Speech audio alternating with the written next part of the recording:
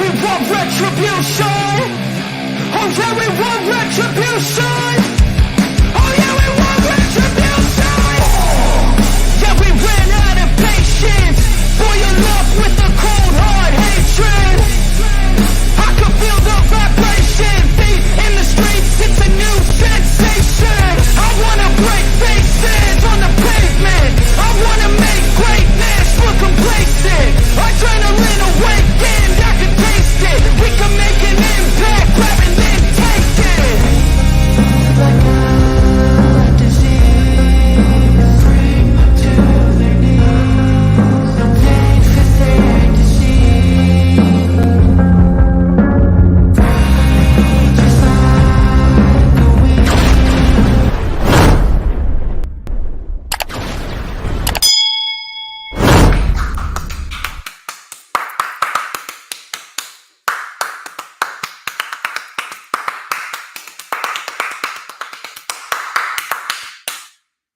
Ladies and gentlemen, I am the one and only DJ Storms, and I'm looking to keep it a little bit more low-key as of right now, and I'm a little bit more toned down because I really wanted to get serious for this version of the Lightning Flash update. I have been hyping this up, and it could very well be the most important Lightning Flash update that I've done in the over 6 years that I've been doing the Lightning Flash update. So I'm a little bit more toned down. As of course, you already know who I am. I'm Mr. Controversy himself and the operator of the best damn Twitter handle known to mankind. And listen, I know Hula Grim. I know you wanted to hear the intro. I know you wanted to hear the I know you wanted to hear the kind. I know you wanted to hear the you know, like a fresh Subway sandwich right out of the oven, the chicken bacon ranch melt. You wanted to hear the good. I know. But after what we discussed towards the end of the stream, I really do believe that you're going to be happy that I kept it a little bit more toned down, because the biggest topic of today, which we will save to the end, so stick around to the end, the biggest topic that we will discuss is Roman Reigns himself. Is Roman Reigns the real cause of harm to the WWE product? Is Roman Reigns and his ego and his selfishness getting in the way of true rehabilitation for the WWE product? We're going to talk about that towards the end. But first things first, we're going to go over the weekly show reviews. And as per usual, you already know what to do. Follow me on Twitter, Instagram, Facebook. You can like the official DJ Storms business page. We're actually streaming live on the business page right now, as well as the DJ Storms Posse group chat, Hardcore Sports YouTube channel, Hardcore Sports Twitch, Hardcore Sports Twitter, my Twitter, and my YouTube channel. You already know the drill. Go and check out all those links in the description. I will not be talking about Dynamite because I talked about Dynamite with Mitch Kovsky and Earl Cole. We actually talked about that this past Thursday on the Wrestling Experience, and the encore presentation is on my channel, Earl's channel, and Mitch Kovsky's channel. So if you guys missed the encore presentation of the Wrestling Experience, go check it out right now. It is up on the channel from Thursday. You can catch all my thoughts on AEW Dynamite from this past Wednesday, which was actually a very, very solid show for the 2 hours that it was. So I went over that. We also gave our quick thoughts on SummerSlam, and we had a good time, as per usual. I always have a good time collaborating with Earl Cole and Mitch Kovsky, and we collaborated for the first time ever as a trio, and I dubbed ourselves the Unholy Trinity of the IWC. Of course, you already know the drill. Hit the like button, no matter where you're watching the stream from, and share it out on all platforms of social media, whether it be Twitter, Instagram, Facebook, Pinterest, Tumblr, Snapchat, TikTok. Hit that notifications bell with a huge coup de grace, because then you'll know whenever I pop up on YouTube. Because whenever I pop up on YouTube, you already know it is the best time to be on YouTube. You'll get to see this glorious sideburn chin strap combination and this beautiful mustache. I see Steve Jordan decided to jump on in. He's watching on Facebook right now, and I'm very, very happy you decided to join in, because like I've been saying for the last couple of days, and I've been hyping it up. This could very well be the most important, the most vital Lightning Flash update that I've ever done, and we're going to discuss the biggest topic in wrestling, and that's Roman Reigns and this Bloodline storyline, and we will pose the question, is Roman Reigns causing harm to the WWE product because of his own ego and selfishness? But first things first, we are going to go over three weekly wrestling shows. Let's talk about Monday Night Raw to start things off.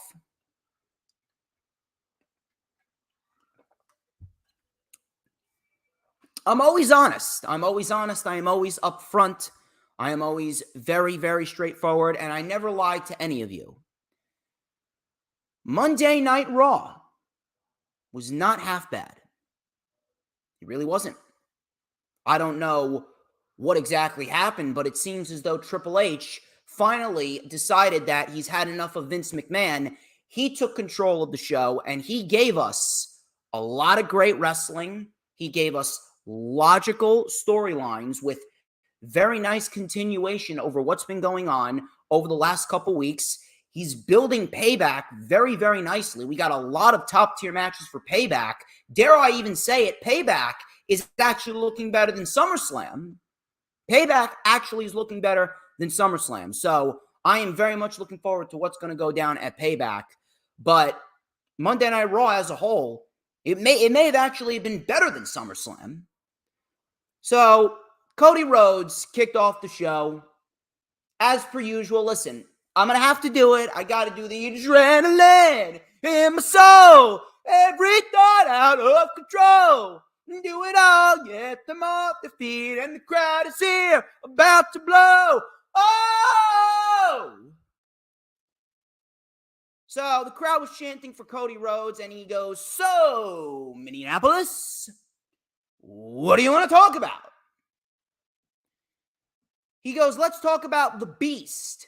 The Beast was educated here. He sharpened his teeth here. Minnesota's own Brock Lesnar." Now, as soon as he mentioned that, I actually thought that Brock Lesnar was actually going to be on the show, and we were going to get this continuing into Payback. I am very happy that that was not the case. He talked about standing across the ring from the Beast and surviving Brock, but for what happened next, I could never have even imagined. So he shook hands with Brock Lesnar at SummerSlam. If you guys watched, they replayed it on the Titantron. He goes, "I shared my shock with my mother, and my mother said, 'Don't you know what just happened? Brock Lesnar acknowledged you.'" So it seems as though that may be the teaser for Cody Rhodes potentially going after Roman Reigns at next year's WrestleMania. So all of a sudden, Seth Rollins comes out wearing these hideous yellow Mario shoes, and the crowd's going, "Whoa, whoa, whoa!" You know, the whole Seth Rollins theme song. They were singing the theme song, so we got the "oh" and "oh," and that wasn't the only song that we got throughout the night. So Rollins said, "Welcome to Monday Night Rollins." He goes, "You're the first man to get in my face the last time, so I thought about returning the favor." So he said to Cody Rhodes, "Consider this me returning the favor." So Rollins goes, "You feel like you can beat anyone in the world? Well, why don't we put that feeling to the test?" So I thought that they were going to do Cody Rhodes and Seth Rollins at Payback, which I would not have approved of whatsoever. All of a sudden, the Judgment Day came out. No Finn Balor. Priest said that you two are apparently confused. You think you run Monday Night Raw? And Rhea Ripley said, "We run Monday Night Raw." Priest said, "You don't dictate what happens with championships. We do. We have the most dominant world champion, Rhea Ripley. Dominic Mysterio." Crowd booed. "Cody, you may be done with the Beast, but Dirty Dom ain't done with you." He goes, "You're about to have your week go from bad to worse." So all of a sudden, Finn then attacked Seth Rollins out of nowhere. The Judgment Day then swarmed Cody before Sami Zayn came out. We get a big melee. The babyfaces stood tall, and Cody Rhodes challenged the Judgment Day to yet another six-man tag team match with the Judgment Day in the main event. Another lame main event with the Judgment Day. Another lame brawl beginning. This show started off the same stereotypical lame way that every Monday Night Raw has started off with all summer. However, it did get better towards the end, and after what happened in the main event, they went in a completely different direction. So I do have to give WWE credit because they were building up animosity between Cody Rhodes and Seth Rollins all night long, and we thought that they were going to come to blows. They never came to blow. Nothing ever happened. There was no explosion. There was no brawl. There was no melee between the two. They remained very cordial. They remained very respectful, and they ended up shaking hands in the end. And we actually got a surprise heel turn. So I will give WWE credit for that. We got a fatal four-way. And might I also mention that the first hour of Monday Night Raw this past Monday was commercial-free. We got Tommaso Ciampa versus Ricochet versus Matt Riddle versus Chad Gable. This was an Intercontinental Championship #1 contenders match. So it was very evenly matched between all four competitors. We had a huge Tower of Doom German suplex combination. Ciampa was put in an ankle lock by Gable. We had a superplex by Ciampa. Fisherman Buster by Matt Riddle. Gable saved it. Crowd was chanting, "This is awesome." We had a moonsault by Riddle taking out Chad Gable. We had a Willow's Bell on Riddle by Ciampa. V-trigger by Ricochet. Ciampa with Project Ciampa. I actually thought Ciampa had it. Ricochet kicked out. Then all of a sudden, Matt Riddle came in, and Gable took out, I believe it was Ricochet. Gable took out Ricochet, and he pinned Ricochet off of a Bro Derek, if I'm not mistaken. And then Chad Gable came sailing off the top with a flying headbutt to save it.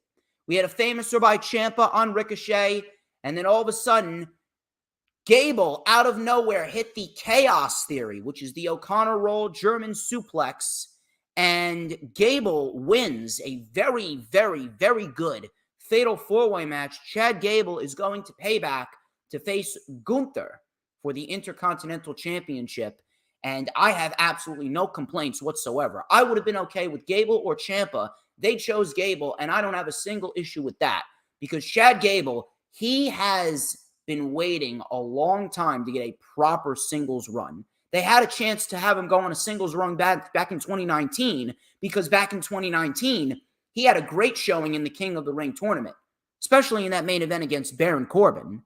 And Chad Gable, he's almost having the same meteoric rise as LA Knight, so to speak. You got LA Knight on SmackDown. He's doing his thing. And when Chad Gable does his, thank you, you see the crowd doing it with him. So Chad Gable getting this opportunity, I have zero issue with this. Matter of fact, if they want to, I would not mind whatsoever if after Gunther breaks the record, Chad Gable's the one to beat him. And if Chad Gable beats him, man, you want to talk about a superstar made. That right there will make Chad Gable for the rest of his career if he beats Gunther. So that's what I would do. That's what I would do. I would have Gunther retain at Payback and then build it up to Fastlane.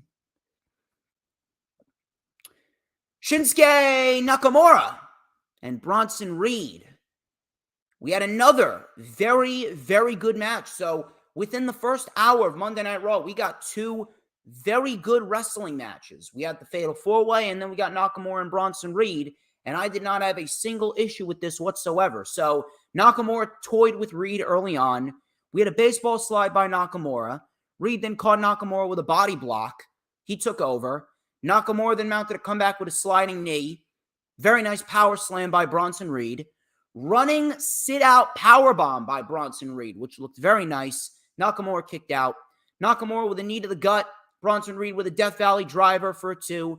We had a big lariat by Reed. He went for the tsunami splash, and he missed it. Nakamura moved. Nakamura with the Kinshasa to the back of the neck, and a Kinshasa right to the face. Nakamura wins. A very good match. Another very good match here. 2 very good matches in a row here against Bronson Reed.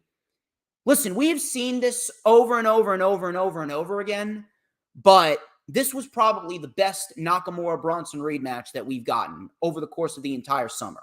This was very, very, very solid. And it's almost like they read my mind. I legitimately put it out there that Nakamura could easily be a challenger for Seth Rollins, and then look at what happened at the end of the show. So I didn't have a single issue with that at all. I'll tell you what I do have an issue with. Becky Lynch and Trish Stratus. Becky Lynch and Trish Stratus, I have a major issue with. So Becky came out to address the crowd. He says that she is so close to the end. I hope so. I hope so. I've been waiting for the end for about 5 months now. She goes, I get my match with Trish Stratus. Zoe Stark then came out. She was booed. Stark said, the man is scared of Zoe Stark.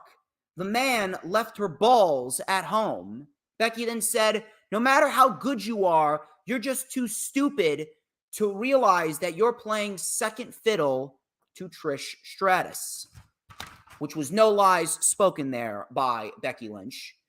Zoe Stark called Becky jealous, and she said that she's the fastest rising star in WWE. All of a sudden, Shayna Baszler came out, and Shayna Baszler took a little dig at Ronda Rousey, saying that she drove Ronda out of the WWE, which I hope is the case. The crowd was actually chanting, thank you, Shayna, and if I was there, I would have chanted the exact same thing. Shayna then got in Zoe's face, and Zoe then called Shayna out for a match. And Zoe actually called Shayna the baddest punching bag on the planet. And she said that she'll send her packing just like Ronda Rousey. So Becky then pitched a match between Zoe Stark and Shayna Baszler, and Adam Pearce comes out to make it official. Now, before we got this match, coming back from commercial, we had a segment with the Judgment Day where Finn Balor was actually talking to J.D. McDonough. Shout out to Eagles Uncensored, who is currently in the chat right now. Thank you very much for coming in to support Eagles Uncensored. You are great. So Finn Balor was talking to J.D. McDonough, and Damian Priest came up questioning why Balor didn't come out with them and why he attacked Rollins from behind. So they got in each other's faces. Priest said, you're crowding me. Balor said, that briefcase is crowding the both of us. So J.D. McDonough goes, listen, I know it's not my place, but it seems as though that briefcase has come between you two. Maybe you should get rid of it. Now, I'm not really sure what he means by that. I'm not really sure if this is going to result in Finn versus Damian at Payback with the Money in the Bank briefcase on the line. Could we potentially see Cody Rhodes challenge Damian Priest for the Money in the Bank contract? Maybe Cody wins it from Damian Priest, and maybe Cody challenges Roman that way. Because if Cody wins the Royal Rumble, he's going to be booed. The only man that should be even in the conversation of winning the Royal Rumble right now is Gunther. Hell, I'll even take Ricochet over Cody Rhodes to win the 2024 Royal Rumble. Cody already won a Royal Rumble, and you botched that entire scenario. He should have won at WrestleMania, but he didn't. We're going to go in depth more on that when we get to the main topic of discussion today. But I don't know. Could we see Cody beat Damian for the briefcase at Payback? Because J.D. McDonough is trying to drive a wedge in between Judgment Day, or is J.D. McDonough potentially going to lead a crusade in kicking Priest out? And is J.D. McDonough going to be the new member of Judgment Day? Could happen. Let me know what you guys think. So we get Shayna versus Zoe Stark, and this was not bad. This wasn't bad, but it didn't really do much. It was probably one of the weakest segments on the show. Now, I don't want to say that it was terrible because it wasn't, but you put two heels in front of the crowd. The crowd didn't really care too much. Not a bad match, though. Not a bad match, though. It was a decent little showcase for Shayna and Zoe, but again, no one really cared, and that's because women's wrestling is just terrible right now. So Zoe came off the top with a missile dropkick. Coming back from commercial, Shayna with a German suplex and a huge knee for a 2. We had a super kick by Zoe Stark. Zoe Stark has a great super kick. I want to just throw that out there. Zoe Stark may very well have the best female super kick in the entire industry. Zoe Stark has one hell of a kick, so that's good on her. She has the intensity, and I like that. So we had a gut-wrench suplex by Shayna Baszler. That got a 2. We had a Karafuda clutch attempt, but Stark got out. Zoe Stark then with a plancha over the top on Shayna. Shayna then, she tried to get Zoe up. She didn't get it up the first time, but she got her up the next time, and she delivered a spinning Samoan drop for the 1-2-3, and Shayna Baszler gets the victory. And Shayna Baszler, she has been on a 4-match winning streak, to my knowledge. She's been on a 4-match winning streak. And if you're asking me, after Rhea Ripley beats Raquel Rodriguez, because she's absolutely beating Raquel. There's no reason why Raquel is going to beat Rhea Ripley at Payback. Rhea Ripley's going to beat Raquel. What's going to happen after that? Shayna Baszler seems like the most ideal option, because I feel as though they're saving Becky Lynch for potentially a WrestleMania. I feel like Becky's probably going to win the Elimination Chamber, and the Chamber is going to be a means of Becky getting to Rhea Ripley, so that way we get Becky versus Rhea at WrestleMania next year. Or, if anything, I would actually have Shayna Baszler beat Rhea Ripley. I'm not lying. I would have Shayna Baszler beat Rhea Ripley, because Shayna Baszler, she is more than deserving of a women's championship. I would really like to hope that, considering she beat Ronda Rousey and she's been on a 4-match, 5-match winning streak, I'd like to believe that Shayna Baszler could very well be a credible threat to potentially take that title off of Rhea. Because right now, the only reason why Rhea Ripley is remaining relevant is because she's Rhea Ripley right now. Rhea Ripley doesn't even need the championship. Does she deserve a long reign? Absolutely. And I would hold off until after she surpasses 200 days. So then we got JD McDonough attacking Sami Zayn in the back. And it looks like that Sami Zayn has fluid in his elbow. And I'm guessing that that could have been caused by a potential torn tricep, which was very, very similar to what John Cena had back in the summer of 2013. So we could very well see Sami Zayn take a few weeks off. I'm not really sure how long it's going to be. But that elbow certainly did not look normal. Now, he did get physical later on in the show. They wrapped up the elbow and he got physical. But then again, how physical can Sami Zayn really get? Are they going to have to drop the tag team titles? I hope not. That would suck for Sami Zayn and Kevin Owens. It's like they've been cursed ever since they won the titles. Really.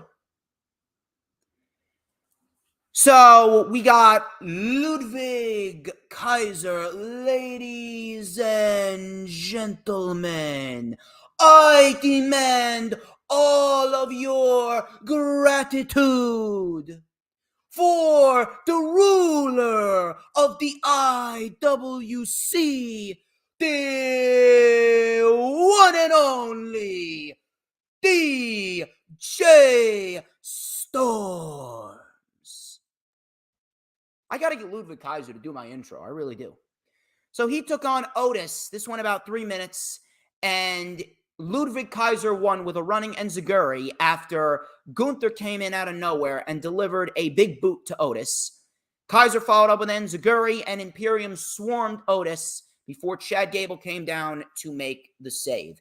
And you know how I know that this show was written by Triple H? You know how I know?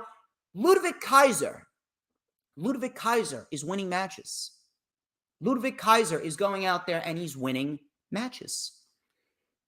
I mean, if Vince McMahon was booking this, Ludwig Kaiser would be losing matches left and right. But finally, Ludwig Kaiser is actually on a winning streak. And I'm very happy about that, because now Kaiser is now reflecting Gunther in a positive light. I'm glad that Kaiser's winning matches. He should be winning matches. Let's keep that momentum going. Kaiser is also very underrated in the ring. He is a very good professional wrestler. The Miz. And ironically, I'm not even going to bullshit you. This was probably the best thing on the show.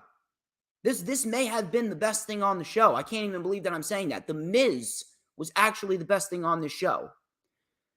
So, The Miz came out and he wanted to address what happened at SummerSlam. He asked why he hasn't been shown the proper respect. LA Knight is taking priority over him. I was taught respect. LA Knight disrespected me, and I am sick of that. So out came LA Knight, strutting to his theme music, huge pop. He gets in the ring and he goes, "Let me talk to you." He goes, "I thought that we actually got a great introduction, but if you feel differently, then let me introduce myself," with everybody saying, he didn't even say his name. He just did the finger point, and you heard the crowd go, "L.A. Knight," and yeah. Miz goes, "No. You don't think that I see superstars like you come in and try and ride my coattails? If you strip away everything that I have, if you strip away my hot wife, my dashing good looks, all of my charisma, you get L.A. Knight. You are a flavor of the month. And they love you because they think that you're it. But you know what I think? I think you're just an Attitude Era fanboy playing cosplay in my ring." Knight then said, "Listen, I don't got a problem with you, but you really don't want to make this personal." Miz then goes, "It's always been personal for me. I have spent my entire career making myself invincible for 20 years. What have you been doing for the last 20 years? So Knight then said, "All right, personal it is. What have I been doing? I've been making myself a dangerous man. While this place bet on all the wrong horses, you being one of them." That was a very nice line by LA Knight right there. He goes, "You got a 20-year head start because you're safe.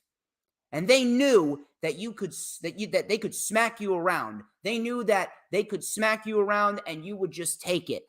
They wouldn't be able to do that with me. I took a parallel path on the outside looking in. Be that as it may, a lot more bumpy, but it's made me a dangerous man. They know that they can't slap me around. The motto has always been, oh, we're just not ready to take a chance on you. And you know why? Because I'm a dangerous man. You see, I'm not to be messed with. And while you were embarrassed, you still became every champion that you could many times over. I'm on the climb and your career's in the damn toilet. So I'll tell you what, I have no problem using you as a stepping stone." Miz goes, "Stepping stone?" LA Knight goes, "Don't get hot. I'm not talking about your stepping stones down there," which I laughed at. He goes, "I am going to use you as a stepping stone to the main event." Miz then got very angry and goes, "I am the main event." Knight then said, "Why don't you prove me wrong? I ain't going anywhere." So all of a sudden, the Miz then took his jacket off and threw it at LA Knight. He delivered a cheap shot on LA Knight. And then LA Knight, he got out of a skull-crushing finale attempt and delivered blunt force trauma, stood tall, and he shook the Miz's hand. And he went, "Yeah," as he shook the Miz's hand while the Miz was on the ground. This was excellent. This was absolutely excellent. I didn't think that they were going to put forth something that was this good, but they really, really went all out. Really, really, really good segment. Dee Dee, you missed it. I just said that The Miz was probably the best thing about Monday Night Raw. Monday Night Raw was actually very good. And LA Knight and The Miz, they put on a great promo. Now, granted, is it lame? Yes. Is The Miz really the best that they got for LA Knight? Yeah. It's not really resonating with me that the best that you have for your fastest rising star is The Miz. Now, granted, I will say this. If this was The Miz that we got for the last 5 years, I would not mind The Miz on television. And I did not mind The Miz on television whatsoever. The Miz came off great here. Some people were even saying that The Miz actually won this promo battle with LA Knight. I wouldn't go that far. I wouldn't really go that far, but at the end of the day, The Miz brought out a lot of credibility in himself.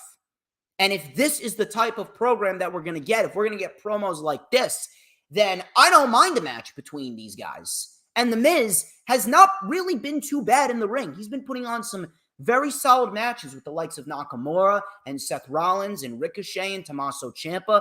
So if you're going to put him in there with LA Knight, it should be a nice, solid match for Payback. So I don't mind this if you want to just make this a 4-week program and then that's it. I just hope that they have a plan for LA Knight after this program with The Miz. We'll see what happens, but this was excellent. Excellent, excellent, excellent promo.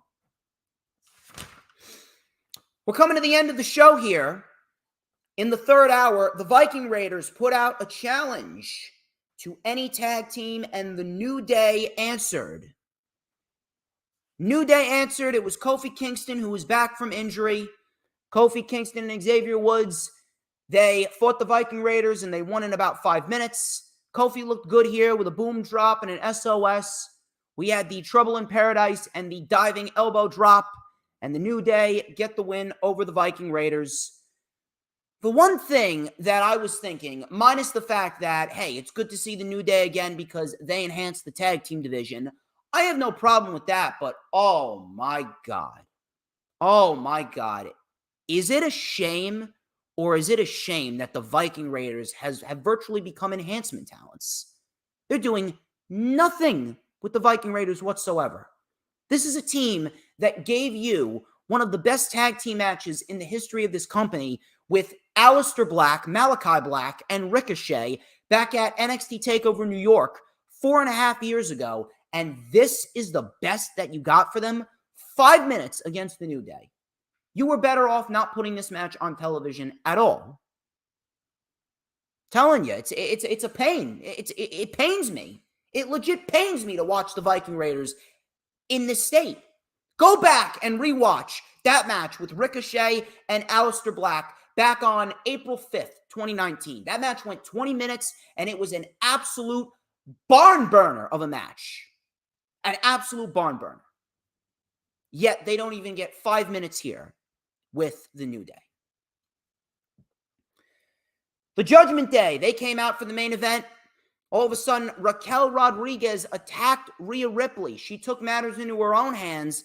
She said that she was not cleared, and yet she went out there and took matters into her own hands and attacked Rhea Ripley with referees and officials separating them. So they are creating more heat between Raquel and Rhea, and I'm actually very much looking forward to seeing what they do at Payback. And if you're asking me, I would add a stipulation. I would absolutely add a stipulation because this is a match that I've actually been looking forward to. And if you want to add a stipulation, that's only going to enhance both women. If you guys remember, back in January of 2021, these two women put on a fantastic, and I mean a fantastic last woman standing match at NXT New Year's Evil. So I would absolutely love to see another one, another type of stipulation match, maybe a no DQ match between the two. That would be great. Main event, Cody Rhodes. So in one match, we get we get and we get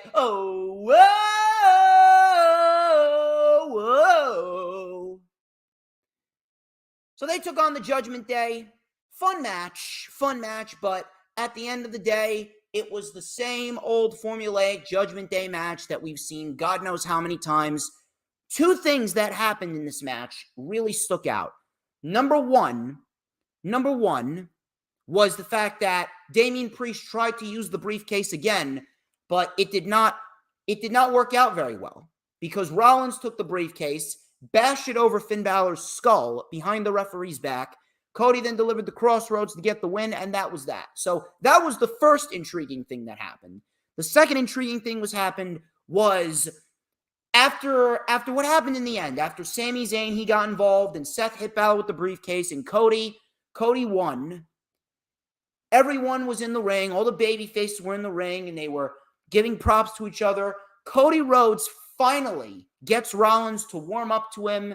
Rollins shakes Cody Rhodes' hand, and they were all reveling in their victory. All of a sudden, as Rollins turns around, Shinsuke Nakamura absolutely blasts Seth Rollins in the face with a Kinshasa, right on the money, might I add. This was not just a grazing Kinshasa. His knee caught Rollins right between the eyes. So Kinshasa right on the money.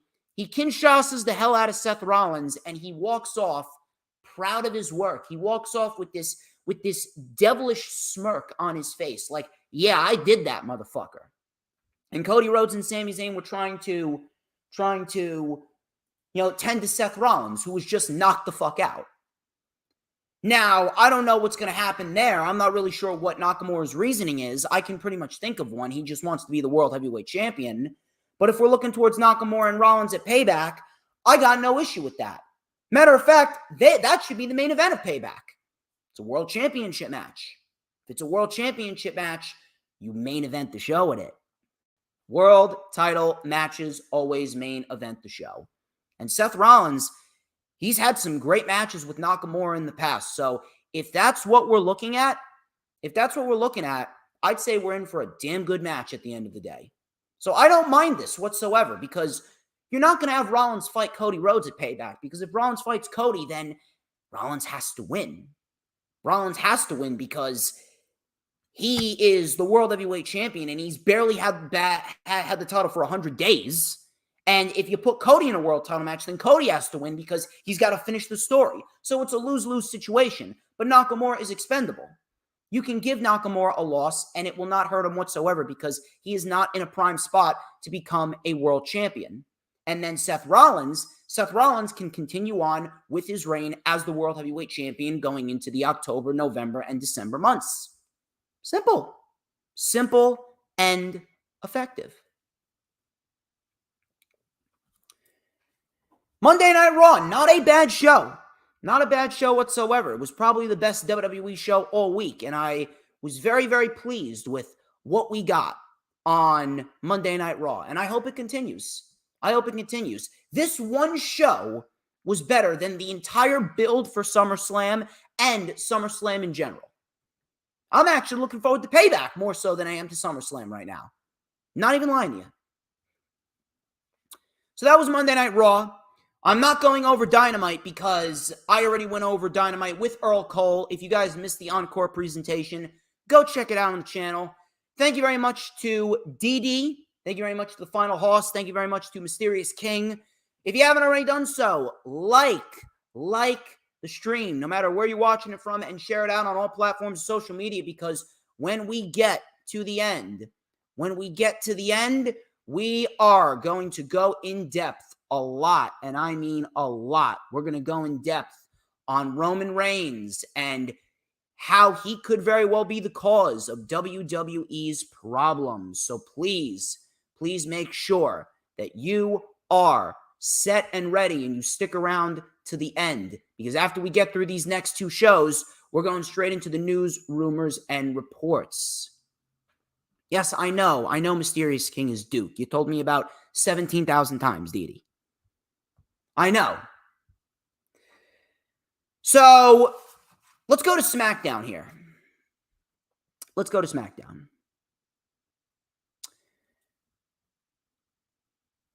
I really don't want to say that this was a terrible, terrible show. I don't really want to say that this was the worst show in the world. But man, it is very, very, very hard for me to care about anything that's going on SmackDown because of what's going on with the Bloodline. And some of the decisions that were made on SmackDown, not too favorable. Not too favorable whatsoever. We started off with Charlotte Flair.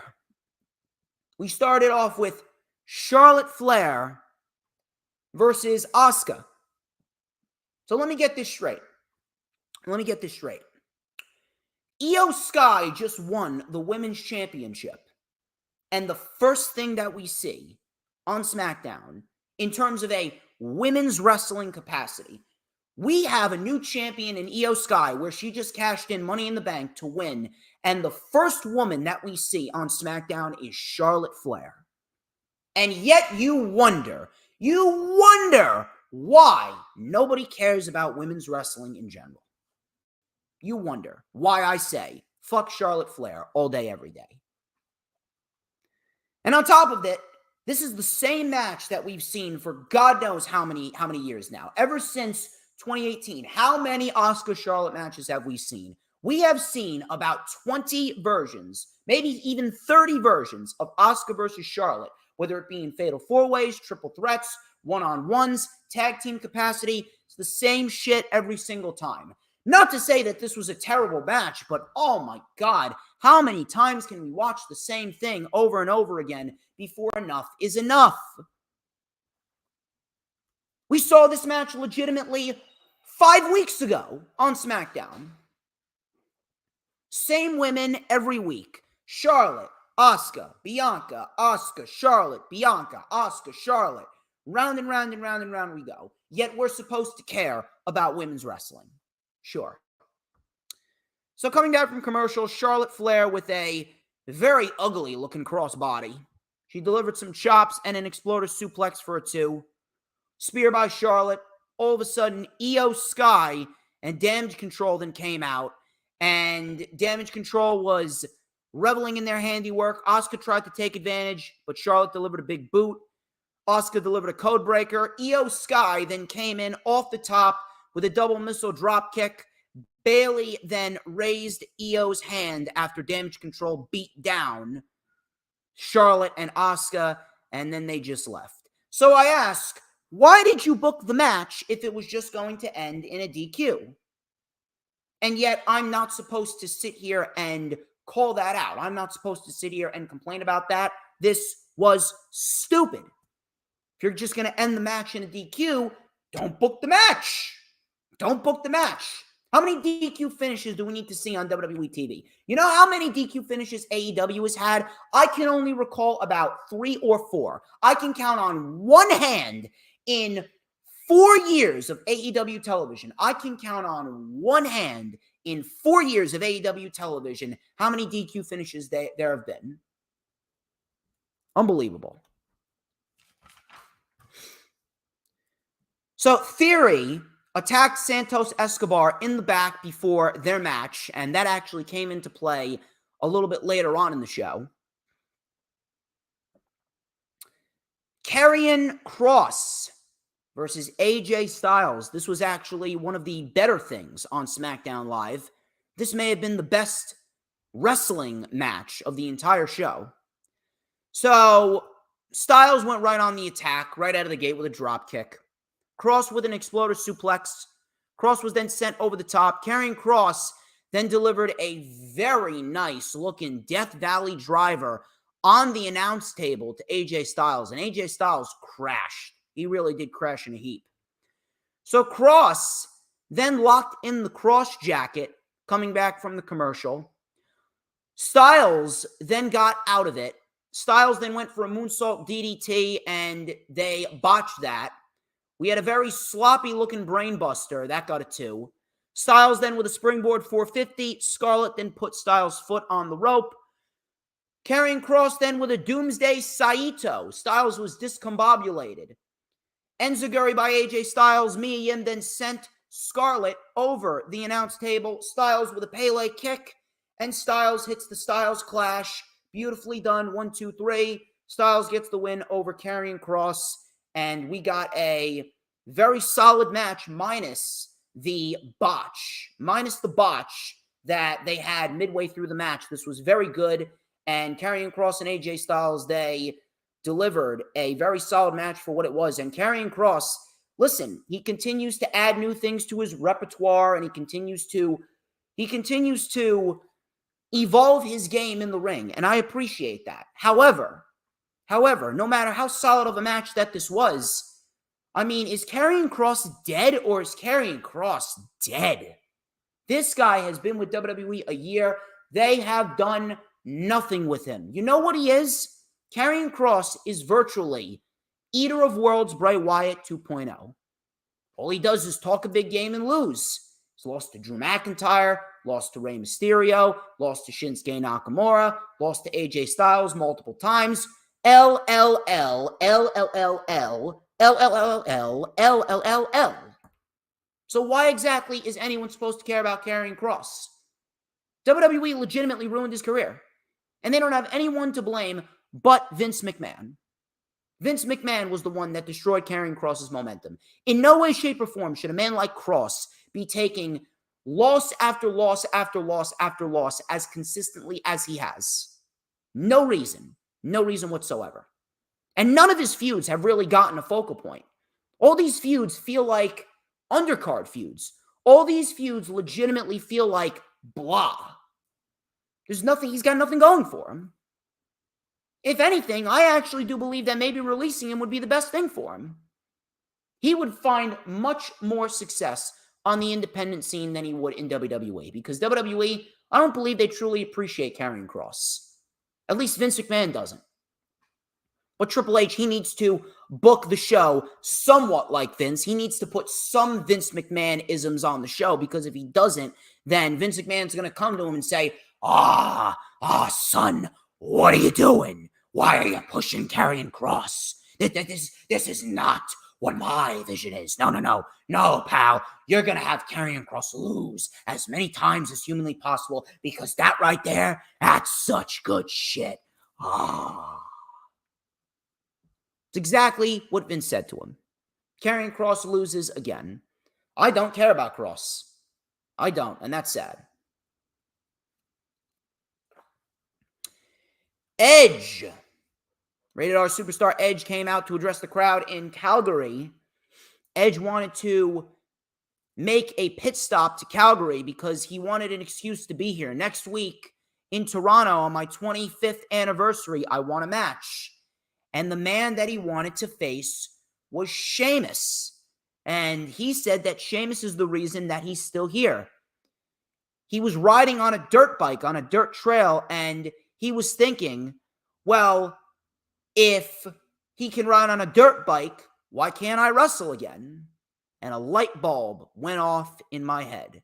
So he introduced the Brawling Brutes and Sheamus, and they showed footage of Edge and Sheamus going out on a dirt bike, and then they showed a picture of Sheamus on a kid's bike with multiple helmets. So that was a little LOL moment right there. Sheamus then said, I was at a crossroads back in 2004 and I wanted advice.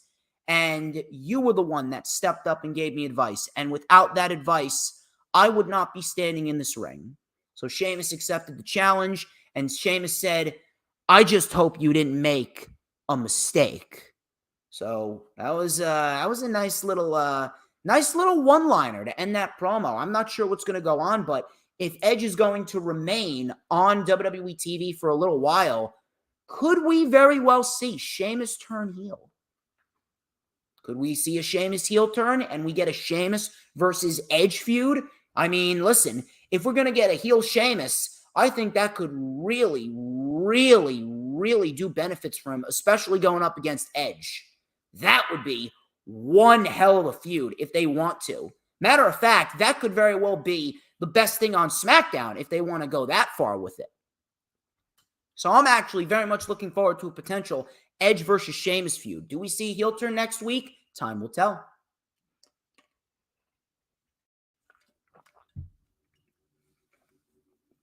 LA Knight. He took on Top Dollar, a.k.a. Flop Dollar. LA Knight wins with the BFT. LA Knight then took the mic and he goes, everyone knows whose game is it, with everybody saying LA Knight, yeah. So LA Knight, I'm not really sure where they're going with him, but to be quite honest with you, I was not a fan of what happened just a few moments after this LA Knight match. So before we got to the United States title match, Bobby Lashley and the Street Profits, they had a segment where they were reveling in their handiwork. So it looks like we could very well see a potential program between this new Hurt Business, so to speak, and maybe the OCs, considering that Styles is pretty much done. Styles is pretty much done with Karrion Kross. It would make sense that we get the OC versus the Street Profits and Bobby Lashley, and maybe that could be a six-man tag team feud that we build going into the 4 months. And they have a reason to feud. Aside from the fact that the Street Profits attacked the OC, Styles beat Bobby Lashley back in May to advance to Night of Champions to fight Rollins for the World Heavyweight Championship. So maybe you could build the feud around Bobby Lashley wanting revenge for Styles, costing him an opportunity to fight for the World Championship. If I was fighting Rollins, I would have won the World Heavyweight Championship. So if they want to go that route, I would not mind that at all. I'll tell you what I did mind, though. The United States title match, it was supposed to be Santos Escobar and Austin Theory. Escobar was cleared to compete. He was cleared to compete, but Theory attacked him again, and then he said that he was going home. But the LWO then came out, and Rey Mysterio took Santos Escobar's place. And within 7 minutes, Rey Mysterio hits the 619, drops the dime with a big splash, and Rey Mysterio is the new United States champion. Rey Mysterio beats Austin Theory.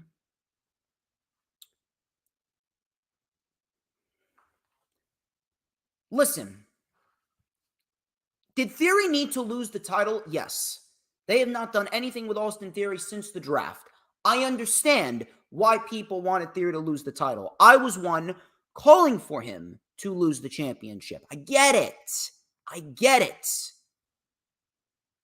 But I want you guys to really think, why exactly did this happen? Why exactly did they put forth a U.S. Invitational with 2 fatal 4-ways and then a number 1 contenders match?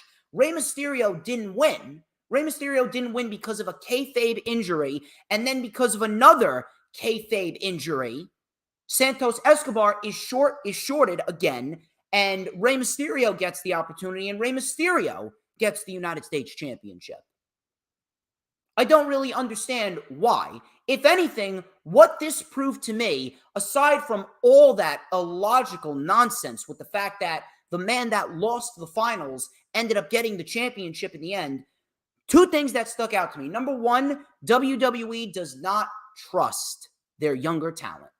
And a lot of people, when I said that, a lot of people were trying to come into my mentions and say, well, you know that Santos Escobar is 39 years old, and now LA Knight is 40 years old.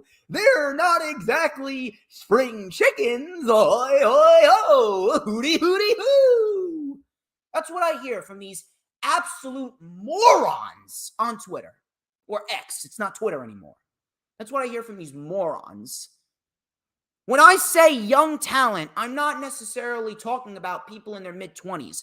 I am talking about fresh, new competitors that have not had a lot of major moments in the WWE yet.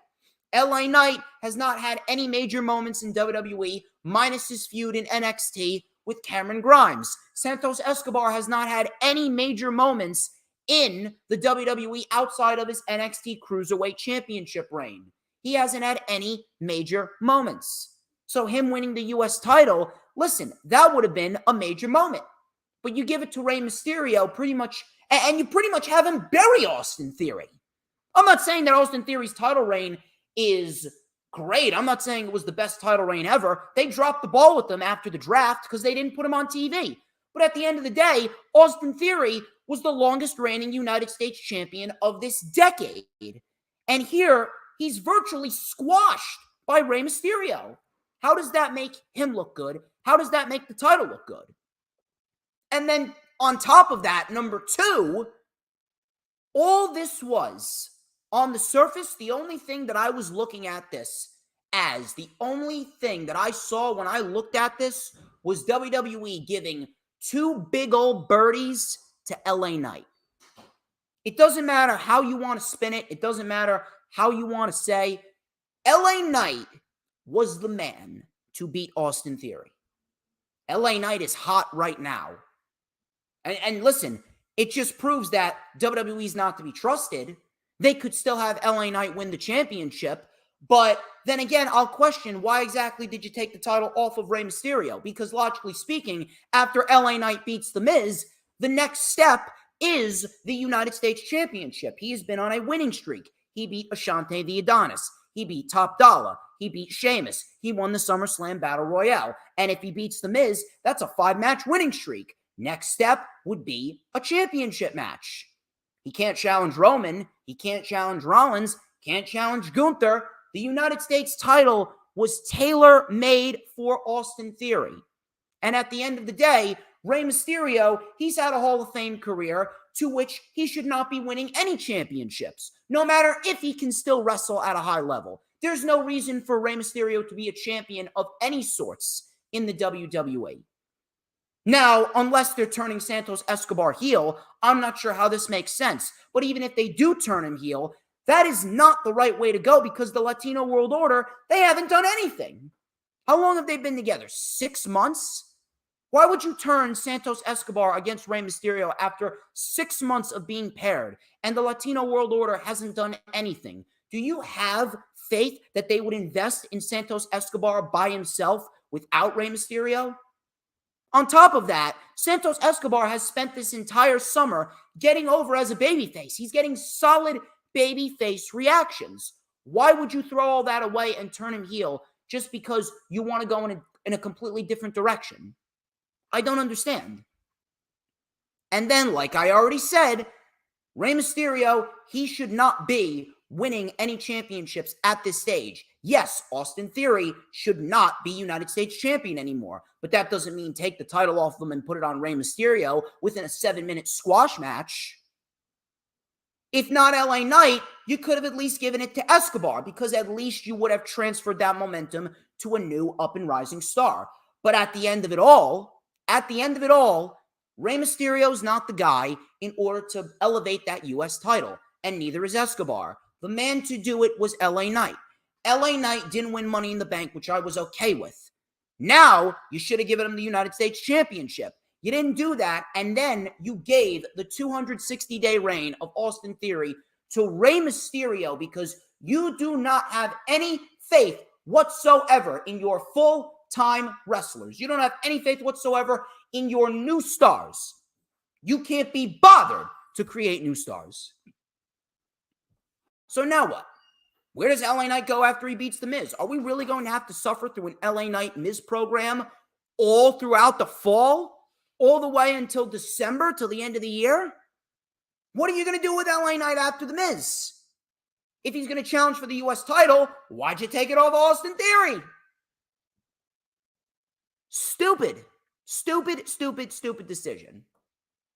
All I saw was a big old birdie to LA Knight because WWE, yeah, you know what? We hear you. We'll have LA Knight win the SummerSlam Battle Royale, but he's not going to beat Austin Theory. No, we're going to tease you with Escobar, and when you think we're going to push a new star, we're going to give it to Rey Mysterio. Spit in the face to their new stars and a big middle finger to LA Knight. This should have been his match. This should have been his title to win. We should have gotten LA Knight and Austin Theory at SummerSlam, and LA Knight should have beaten Austin Theory. That's what should have happened.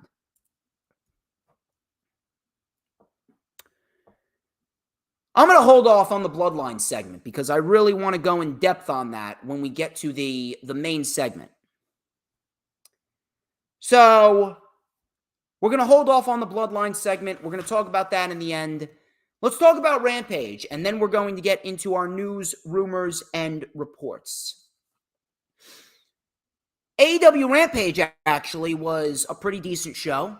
We got a lot of very good wrestling on the show. We actually got some build. We got a slight amount of build towards AEW All In and AEW All Out. It looks like they are really building towards these two pay-per-views. They've put a little bit more of a focal point on Collision, Rampage, and Dynamite. Rampage was actually a very, very solid show. We got ourselves the match of the night. The match of the show was Darby Allin and Brian Cage. And man, do these guys put on great matches. These guys put on excellent, and I mean excellent matches. So Darby Allin went right on the attack. Cage then deadlift suplexed him over the steps into the ring. Another deadlift superplex into the ring. Cage was then throwing Darby around. Darby was on Cage's back, and Brian Cage, with Darby on his back in a sleeper hold position, he threw himself and Darby over the timekeeper's table. They crashed into the table, and Brian Cage broke the hold with that. So back into the ring, Darby coming back from commercial with a tornado reverse DDT. We had a double foot stomp, an over-the-top stunner. Darby went for a rolling Yoshi tonic, and Darby was caught with 2 deadlift power bombs, which looked great. I love when Brian Cage faces a small guy and he just ragdolls him around. So Darby had Cage out on the apron, and Darby delivered a coffin drop to Brian Cage on the apron, which looked absolutely brutal. He connected flush with it. Back in the ring, Darby Allin with a code red, Cage kicked out. Brian Cage with an unbelievable F5. He threw Darby into orbit, and Darby spun around 2 rotations and crashed to the mat in a heap. Absolutely brutal. All of a sudden, both men were on the top. We had an avalanche crucifix bomb by Darby, which was the same way that he beat Brian Cage to retain the TNT title. Cage then rolled through, and then Darby, he reversed another F5 and delivered a small package to get the win in what was a very good match and the best match on the Rampage show. Afterwards, Christian Cage was in the back holding the TNT Championship, and Luchasaurus was sent out there. Christian Cage was holding the title smiling, and Luchasaurus beat the hell out of Darby Allin, destroyed him, and Luchasaurus stood tall as Darby Allin is being tugged at all ends. Darby is being tugged at all ends. Darby Allin is feuding with Luchasaurus. He's feuding with AR Fox. He's feuding with Swerve Strickland. Darby Allin, he's got a lot of stuff going on as of right now. So I'm glad that they're using Darby Allin and they're keeping him in the public spotlight and they're giving him a lot to do. I will say that. So after that, we get the AEW International Championship. This was Johnny TV versus Orange Cassidy. And the whole QTV crew absolutely sucks. I don't understand why they are even considered to get television time. It is a complete waste of time for the viewer. It's a complete waste of time to whoever is in a program with them. It really is. However, I will say this. I will say that Johnny TV is a very good professional wrestler, and we got a decent little match right here with Orange Cassidy. So the ref, he ejected the QTV crew from ringside immediately. Wheeler Yuta then came out, caused a little distraction, and Wheeler Yuta joined the commentary booth. Yuta was then laughing as he was walking up the ramp. Coming back from commercial, Cassidy was caught with a big knee by Johnny TV.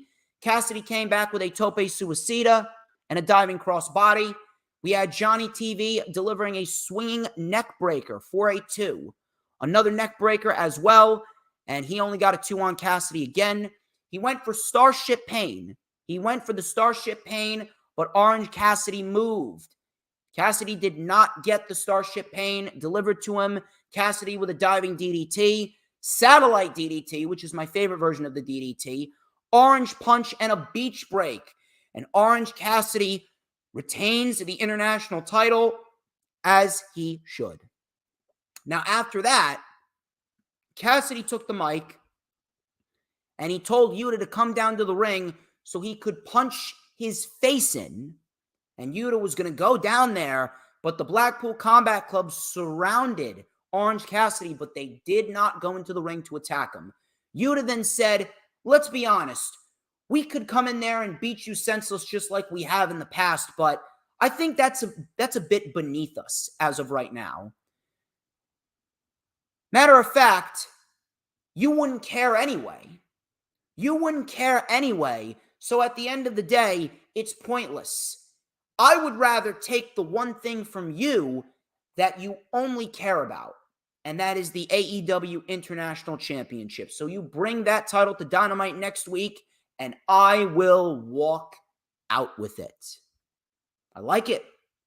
I like that a lot. I really do. I think that would be a very, very solid match between the two, and I do believe that if you want to, and I do believe that they're building to this, I think that we're going to get Jon Moxley and Orange Cassidy potentially at All In or All Out. And that would be great. That'd be awesome. That would be an excellent, excellent, excellent match if they want to go that route. That would be awesome. Now, does Jon Moxley win? I don't know. Could. You never know. Aussie Open, who may very well be my second favorite tag team in the industry right now, right behind FTR. Hell, they may very well become number one. They may very well become number one. Aussie Open, Ring of Honor World Tag Team Champions. They took on a couple of jobbers. A very academic match. Very academic match, but they cut a promo after the match. Davis then questioned Adam Cole and MJF's tag team chemistry. Kyle then said, they are all waiting for the inevitable MJF backstabbing. So could that very well be a red herring? Could we very well be on the verge of Adam Cole backstabbing MJF? You never know.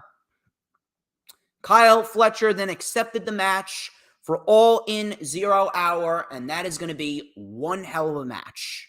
Very much looking forward to that. So we got another match confirmed for AEW All In.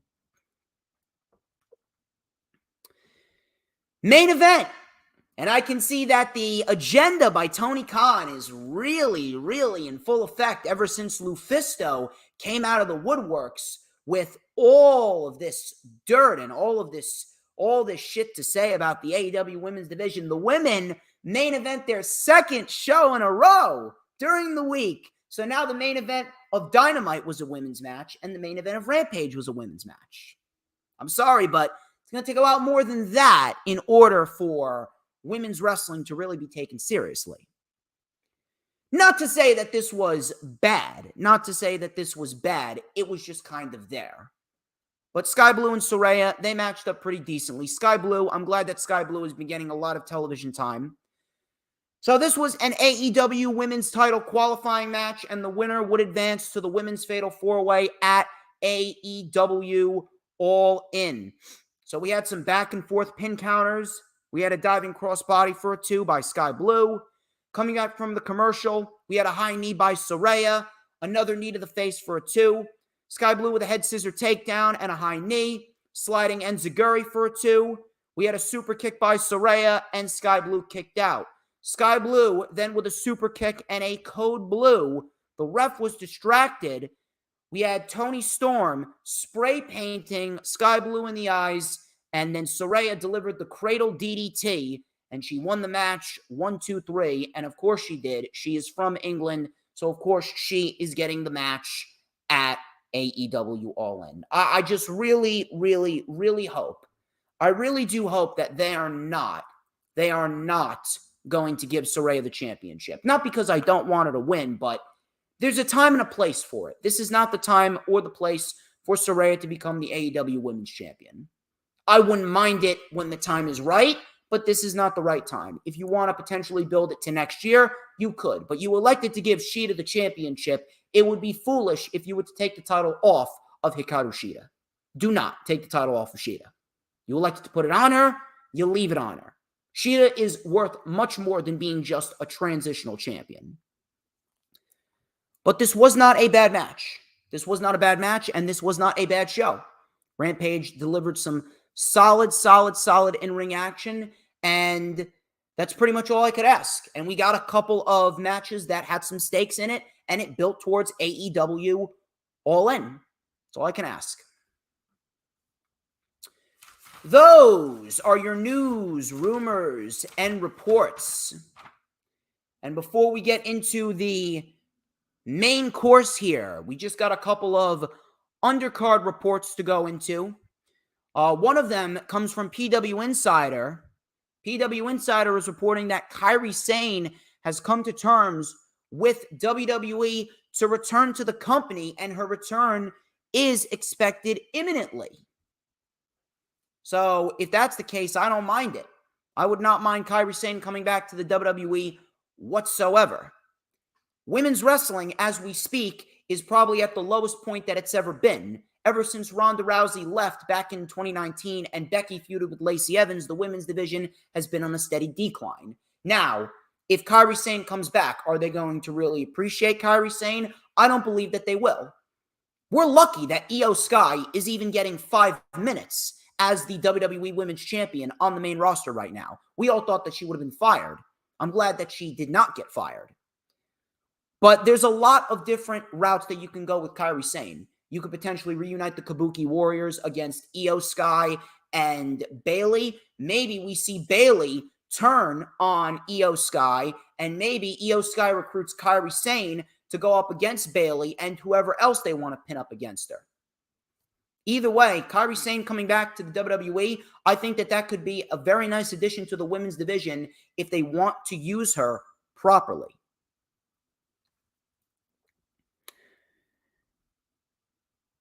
Moving on from there, I got a report on Brock Lesnar. Now, I'm not really sure what WWE is going to do with Brock Lesnar going forward. Some people are actually saying that Brock Lesnar may very well be retired. Some people are saying that Brock Lesnar may very well be retired. I wouldn't go that far. I don't think he's retired. I'm not really sure how many more matches he has left on his deal. But if I'm a betting man, I would like to believe he'll probably be back for the Saudi Arabian show in November. He'll be back for Crown Jewel. And it is what it is. I wouldn't necessarily mind it. I wouldn't mind it. We'll see what happens. But apparently, according to Dave Meltzer of the Wrestling Observer Radio, Brock Lesnar is being advertised for Payback. However, he was not on Raw this past Monday, and it is being rumored that he will be taking an extended absence from the WWE. Now, I'm not really sure what is going on with Brock Lesnar, but I do not believe whatsoever. I do not believe whatsoever that WWE has intentions of putting Brock Lesnar on Payback. This is what WWE usually does. WWE usually likes to advertise individuals for a show, and then ultimately they don't put them on the show. In the end, I would not believe that this report about Brock Lesnar being advertised for Payback is anything. WWE usually does the booking and switch method. WWE always likes to book a star on the show and advertise them, saying that they're going to be there just to sell tickets, and then ultimately they neglect them and they don't put the star on the show after the tickets have already been sold. Brock Lesnar being advertised for Payback really isn't anything to jump for joy about. I don't see anyone that would fit the mold of a Brock Lesnar opponent as we speak, unless they want to do a Matt Riddle. But Matt Riddle, he's not doing much of anything. He's not even in a position where he should even be challenging for a championship, period. Matt Riddle's been on a major losing streak as of lately. So I don't understand why he would make sense against Brock Lesnar. The only logical thing that I can come up with, I don't believe Brock Lesnar is done. I believe Brock will indeed be back for the Saudi show. And if you're going to do the Saudi show, the best opponent for Brock Lesnar at the Saudi show would be Gunther. After Gunther inevitably loses the title to Chad Gable, which I do believe he will after Gunther breaks the record, Gable wins the title, you can build towards another big match at the Saudi Arabian show between Gunther and Lesnar, and that'll be a nice bridge towards Gunther going into January and winning the Royal Rumble. Simple.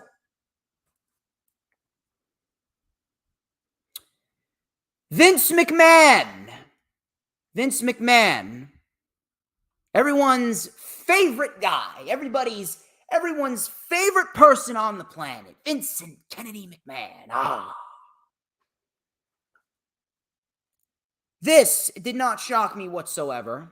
This didn't shock me at all. Per Fightful Select, Vince McMahon was heavily involved in the final say aspects of WWE Creative prior to his spinal surgery. Spinal surgery or not, he is still very much involved in the final say aspect. I don't even understand why this is news. If you do not understand that Vince McMahon is already back in charge, and he's been back in charge since January, never mind when it came to light that WWE was being bought by Endeavor, and it was going to become one big, huge super company. It was going to be merged with the UFC under Endeavor. Never mind that. He's been in charge since he was put back on the board, since he manipulated his way. He temper tantrumed his way back onto the board in January. Of course, he has the final say in things. Why wouldn't he? He just cannot let things go. Vince McMahon always is going to have the final say. That man will never not have the final say until that man's heart stops beating. Of course, Vince has the final say. You don't believe me? Look at what happened at SummerSlam. SummerSlam with the over-the-top rope battle royale, Vince McMahon decided to give us a heart attack. Who do you think had the final say in putting Omos in the Battle Royal? It was Vincent Kennedy McMahon. That's just the way things go. Who do you think had the final say in Finn Balor and Seth Rollins only getting 12 minutes back at Money in the Bank? That was Vincent Kennedy McMahon. Or LA Knight not winning Money in the Bank. That was Vincent Kennedy McMahon. Of course, he has the final say. If you honestly still believe that Triple H is running the WWE right now in any way, shape, or form, you are the most delusional individual walking the planet. And you may need to check yourself into therapy to seek mental help.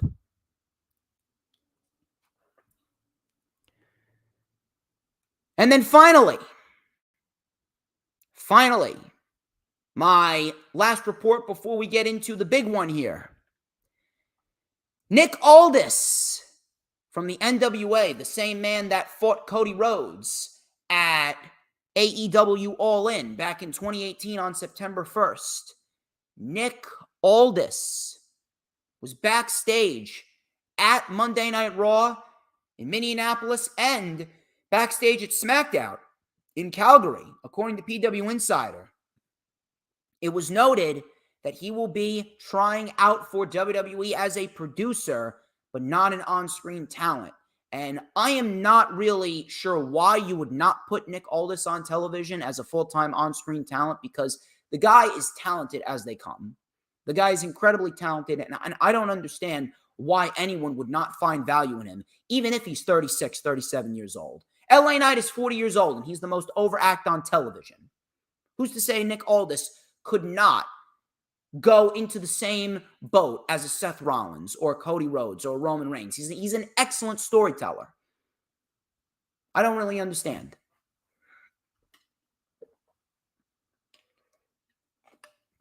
But hey, look, if Nick Aldis is happy, if Nick Aldis is making money, who am I to say otherwise?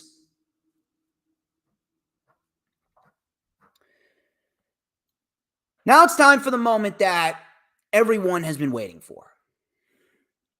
This is why you're all here. This is why you've stayed with me for the last hour and 17 minutes. This is why you decided to join me on this rather humid Saturday here in New Jersey. Now, before I get into what I'm going to get into with what's going on with Roman Reigns and the Bloodline, I'm going to try and keep it a little bit more toned down here. If you guys missed the beginning of the stream, I'm going to keep it a little bit more toned down because I really want to come off in a professional way here, because this isn't a joke. This isn't a joke. This isn't me being a mark. You can call me a mark all you want. You can call me some type of AEW shill. You can say, oh, I don't understand long-term storytelling. You can call me whatever you want, but at the end of the day, I'm taking this shit seriously, and this is something that should be getting more attention than it is. I do not see anybody talking about it. No content creator. Large content creators, small content creators, middle-of-the-road content creators. No one is talking about this. Now, before I get into what I'm going to get into, I don't want to make it out like this is a smear campaign against Roman Reigns and the Bloodline. I don't. I am not a guy that spearheads smear campaigns, unless it's against Charlotte Flair, because fuck Charlotte Flair. She deserves it. She deserves to be smeared. But this is not a smear campaign. I want to raise a question. I want to raise multiple questions and bring a lot of things to the table that everyone else is afraid to talk about.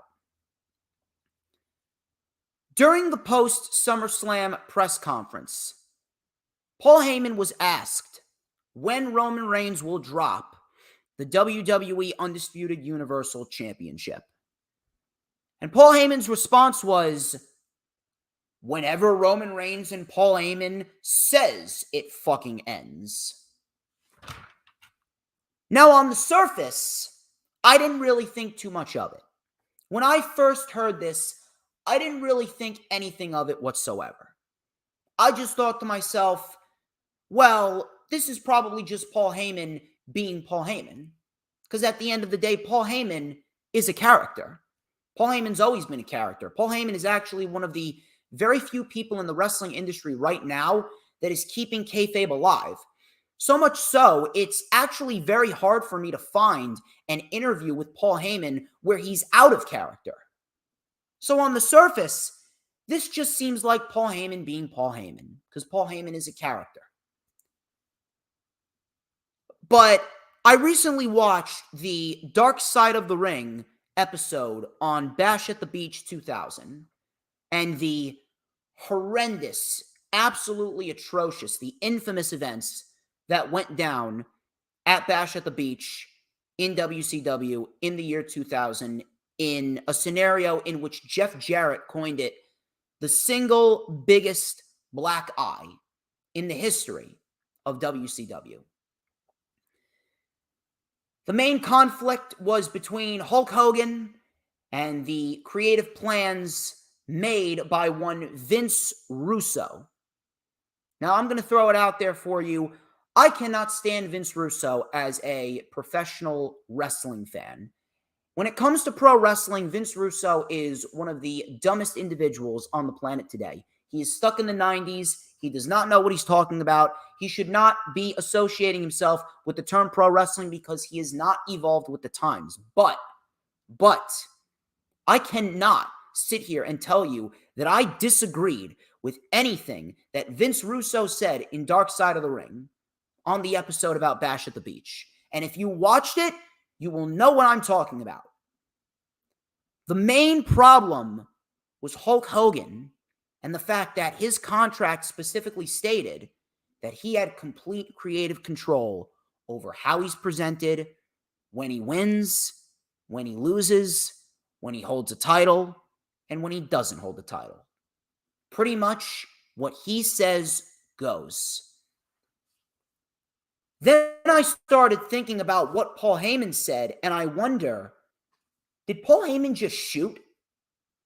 Was that a little underlying truth, a little underlying shoot promo that Paul Heyman just threw out there? Did Paul Heyman reveal what no one was really thinking? Did Paul Heyman reveal Roman Reigns' true intentions? Did Roman Reigns get exposed with that one line by Paul Heyman? And my friend Lisa, she's actually in Houston right now. She's marking out over Billy Zane again. I have talked to Lisa. She's in the chat numerous times. I talk to Lisa at least once a week. To check in, see how everything's doing, because we become very good friends outside of professional wrestling and outside of Twitter and social media and YouTube.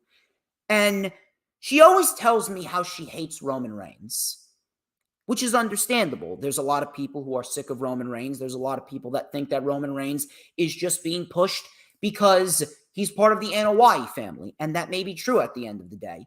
But she has a lot of pent-up hatred for Roman Reigns as a man because she has called Roman Reigns selfish. She has said that he only cares about himself. He only cares about his own bloodline. If Roman Reigns truly cared about the company, he would speak up. And I have always brushed that off. And I would try and bring her down to earth. And I would try and be a little bit more logical. And I would defend Roman Reigns, saying that at the end of the day, he's just doing his job. But after watching Dark Side of the Ring, and after listening to what Paul Heyman said, I really wonder if Lisa's concerns and Lisa's vehement dislike for Roman Reigns is true. I wonder if there is some underlying truth behind what Lisa has said about Roman Reigns. And you know something? If she was in the chat right now, she would probably be jumping for joy because I'm giving her props live on camera right now. Let's go back to before this title reign even started. When Roman Reigns was a babyface, the straw that broke the camel's back was dog food. The straw that broke the camel's back was the feud with Baron Corbin, where they were pretty much feuding over who's going to dump dog food on the other. And that was the end of the line for Roman Reigns. That was when Roman Reigns had enough and he wanted a character change. So when COVID hit, he was supposed to fight Goldberg at WrestleMania in the PC. He left for his health because he had a compromised immune system because he's battled leukemia for many years. He returned at SummerSlam. And won the Universal title from Bray Wyatt in a triple threat match with himself, Wyatt, and Braun Strowman legitimately a week later. And we were off to the races. No more smiley babyface, lame Roman Reigns. Roman Reigns was officially a heel. He partnered with Paul Heyman. And at the start, Paul Heyman was helping. Roman Reigns was helping the television shows. These two entities together, and then they added Jey Uso, and then they added Jimmy Uso. The bloodline with Roman Reigns spearheaded at the forefront, with Roman Reigns spearheaded at the head of the table, no pun intended. Roman Reigns was helping the television shows. With Roman Reigns at the center of attention, some of these television shows actually had a solid amount of direction, and Roman Reigns was helping everyone else around him. Everyone else that was in a program with Roman Reigns was ultimately elevated.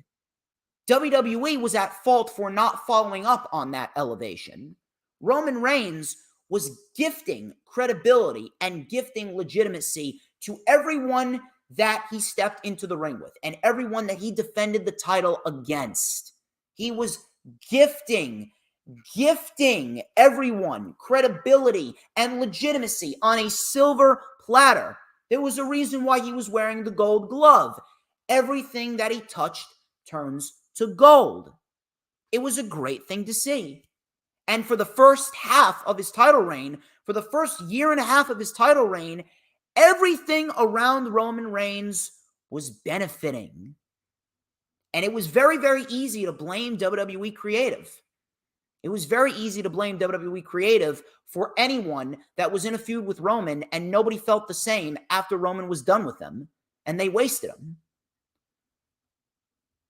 But after everything that's taken place, coming out of WrestleMania 38, coming out of the Sami Zayn storyline, coming out of WrestleMania 39, and everything that has taken place over the course of the summer, I want you guys to think, is Roman Reigns still having that same effect on WWE television?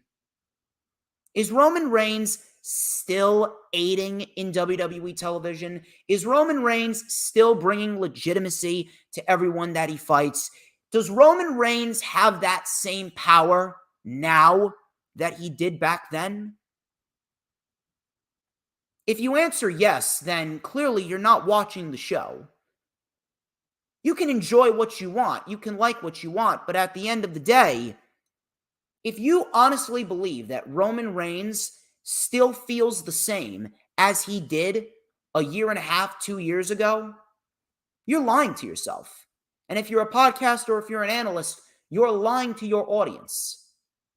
And it really makes me wonder, does Roman Reigns play a factor in this? Because when Roman Reigns was a babyface, Roman Reigns did not flex his creative power. Roman Reigns did not flex his creative power whatsoever. When Roman Reigns was a babyface, Roman Reigns didn't even have an idea of the creative pull that he had backstage. He was just completely oblivious. When Roman Reigns was a babyface, Roman Reigns went along with everything that he was given. And when he would try and pitch something different, Vince would deny him. Roman Reigns would ultimately say, okay, and he would go out there and do his job. Back then, Roman Reigns as a babyface, we all hated the presentation of Roman Reigns. We never hated Joseph Anoa'i. Joseph Anoa'i was never a problem because he was just going along with what he was told. But that's not the same anymore. It's not the same thing as it was back then, because now, since Roman Reigns had enough of the babyface character and that terrible feud with Baron Corbin, something woke up in his mind. It's almost like a light bulb went off in his brain. It's almost like two wires connected, and he had an epiphany. He had an epiphany that, you know what? I have been involved with the WWE for this long. I have some creative pull. I have some creative power. I'm going to start using it. And I am saying enough is enough.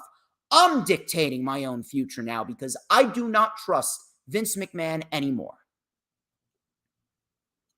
And in the contract, Roman Reigns and Paul Heyman, They have full creative control over everything, and I mean everything, that goes on with the bloodline angle. And this entire storyline revolves entirely around what Paul Heyman and Roman Reigns want to do. Really makes me wonder if Vince really made that call at WrestleMania 39 to have Cody Rhodes lose. Makes me wonder if it was Roman. I want you guys to think about this question now. I'm going to pose another question.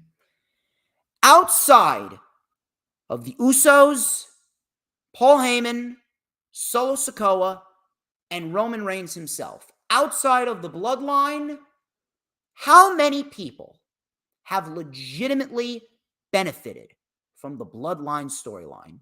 I want you guys to think on that for a minute. I'm going to take a sip of my ice water.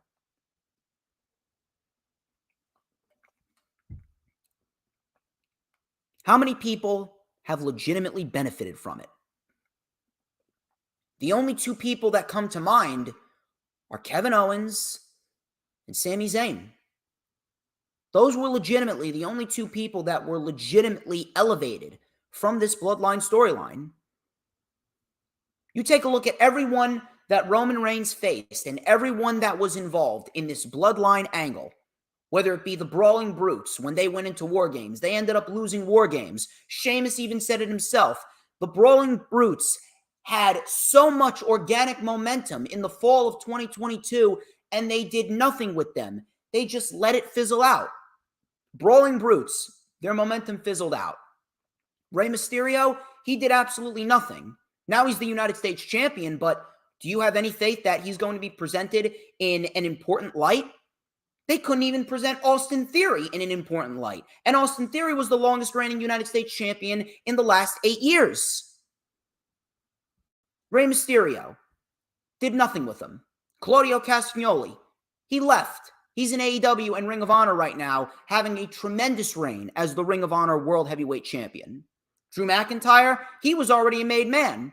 And now Drew McIntyre's got one foot out the door. Bryan Danielson, he was on his way out too. He's in AEW. He was already a made man. It did nothing for him. Edge was already a made man. Did nothing for him. Seth Rollins was a made man. Did nothing for him. Goldberg did nothing for him. Brock Lesnar did nothing for him. Logan Paul, he's a social media megastar. He's a social media megastar. He doesn't need WWE. So Logan Paul, in a sense, he's a made entity unto himself. Bray Wyatt, how long has he been out? Bray Wyatt returned after getting fired. He went into a terrible program with Randy Orton, got fired, came back, was ruined by WWE Creative again. Now he's reportedly ready to come back. His illness is starting to heal itself. But for all we know, he could very well be fired tomorrow. Braun Strowman, he got fired too. Braun Strowman literally got fired 1 year after Roman Reigns beat him in a triple threat match for the Undisputed Universal Championship. Now he was back. He was in a short little tag team with Ricochet. Now he got neck fusion surgery. Braun Strowman didn't benefit from it. Bray Wyatt didn't benefit from it. Nobody has benefited from the bloodline storyline over the last 3 years except for Owens and Zayn.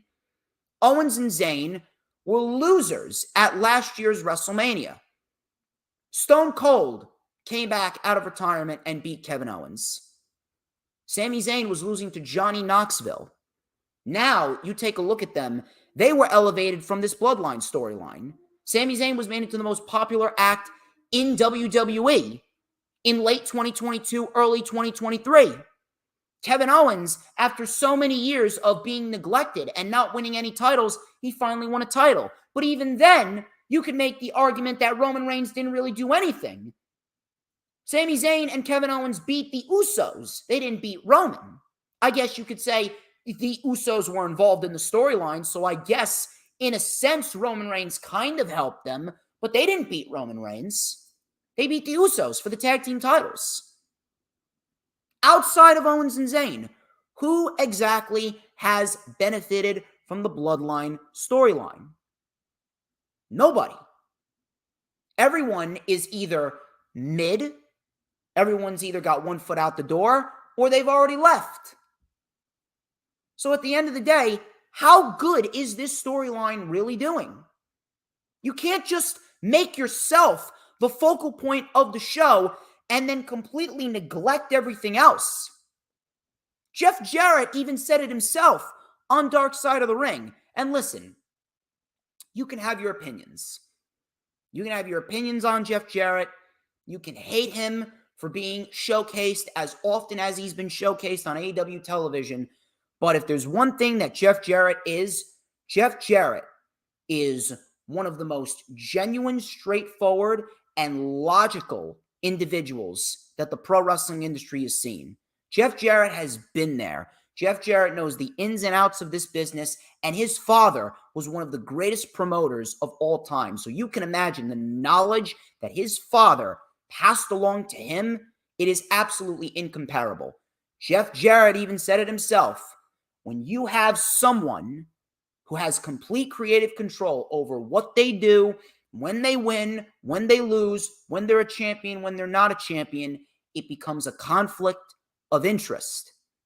Because ultimately, you either care about your bottom line or you care about the company's bottom line. You either care about yourself, you care about everyone around you, you care about being the locker room leader and being the face of the company that benefits everyone, or you only care about yourself and you only care about milking as much money out of the WWE to flow into your pocket as you can before you retire. And in a sense, you could say that Roman Reigns is becoming the modern day Hulk Hogan. I'm going to ask another question. So many questions that I have, and I'm just going to keep on shooting and shooting and shooting. Has anyone ever sat down to legitimately ask themselves, what exactly is the end goal here? Paul Heyman said in the SummerSlam press conference that they're only in the third inning. I don't know what drugs that he's on, but Mr. Heyman, this is the 33rd inning. Never mind the third. I'm not sure what kind of baseball game you're laying out here for us, but we are far beyond the bottom of the third. What exactly is the end goal? How exactly is this going to wrap up? And Paul Heyman and Triple H, they want to live with the motto, oh, in WWE, the story never ends. We just got to the end of a chapter. Okay. When will the chapter be finished on the bloodline? When will a new chapter begin? I am all for long-term booking. I really am. People want to tout long-term booking, long-term storytelling, blah, blah, blah, blah, blah. I am all for long-term booking. Really, I am. I am a huge advocate for long-term booking. But at some point, you have to acknowledge when it's well past its expiration date. If I am booking a show, if I am trying to tell a story, right? If I'm trying to tell a story, unless I know what the beginning is, what the middle portions are, and what the end goal is, unless I know how the story is going to play out from beginning to end, I am not going to put it out there for the public. I am not going to put it on television. It will not make the public eye. And based on everything that's been going on, it really doesn't feel like they have a plan. It feels like that they're just going on and on and on and on with absolutely no end in sight. If you have a story that goes on with no end in sight, I'm sorry. That's not long-term booking. It just keeps going and going and going and going. That's called overbooking. That's called spinning your wheels. That's called creative laziness because you can't be bothered to write an ending to a storyline and be creative enough to start up a different storyline with different people. You can't do that. I don't care who you are. I don't care who you are. I don't care what your interests are. There is no way that you can watch your favorite television show from series beginning to series end, however many seasons, whether it be a Seinfeld, whether it be the Big Bang Theory, whether it be some stupid cartoon like a SpongeBob SquarePants. SpongeBob SquarePants was initially supposed to end in 2004. SpongeBob SquarePants was supposed to end in 2004 with the SpongeBob SquarePants movie until Nickelodeon got greedy and they wanted SpongeBob to continue. Nowadays, everyone and their mother is saying that the new SpongeBob seasons absolutely suck. You know why? Because when you keep on going and going and going and going, you run out of ideas, you keep on spinning your wheels, and it just becomes boring and repetitive and redundant. And that's exactly what the Bloodline storyline has become. Never did I ever think I'd be comparing SpongeBob SquarePants to professional wrestling. Long-term booking has a beginning, a middle, and an end. What's the end? I don't want to make it seem like Paul Heyman and Roman Reigns don't have anything. I don't want to make it seem like Paul Heyman and Roman Reigns are not capable of writing a great ending and telling a great story. But after what happened at SummerSlam, and the explanation that Jimmy Uso gave last night on SmackDown, I think a lot of people are starting to get turned off to this Bloodline storyline. Now we're getting into the portion where the story and the explanations that we get and the reasoning behind people's actions, we're getting to the point where they don't even make sense. Jimmy Uso came out on SmackDown and said that he did not do what he did for Roman. Jimmy Uso came out and he said that he did what he did because he was afraid of losing Jey Uso. He went out there and he said that he was afraid that Jey Uso was going to become corrupted with the power of being the tribal chief, and he was going to become a manipulative piece of garbage, just like Roman Reigns is. Please tell me Jimmy Uso is not this stupid. We are forgetting multiple things here that have been brought to light. It hasn't exactly been said out loud, but some of these things have been brought to light and some of these things have been hinted at.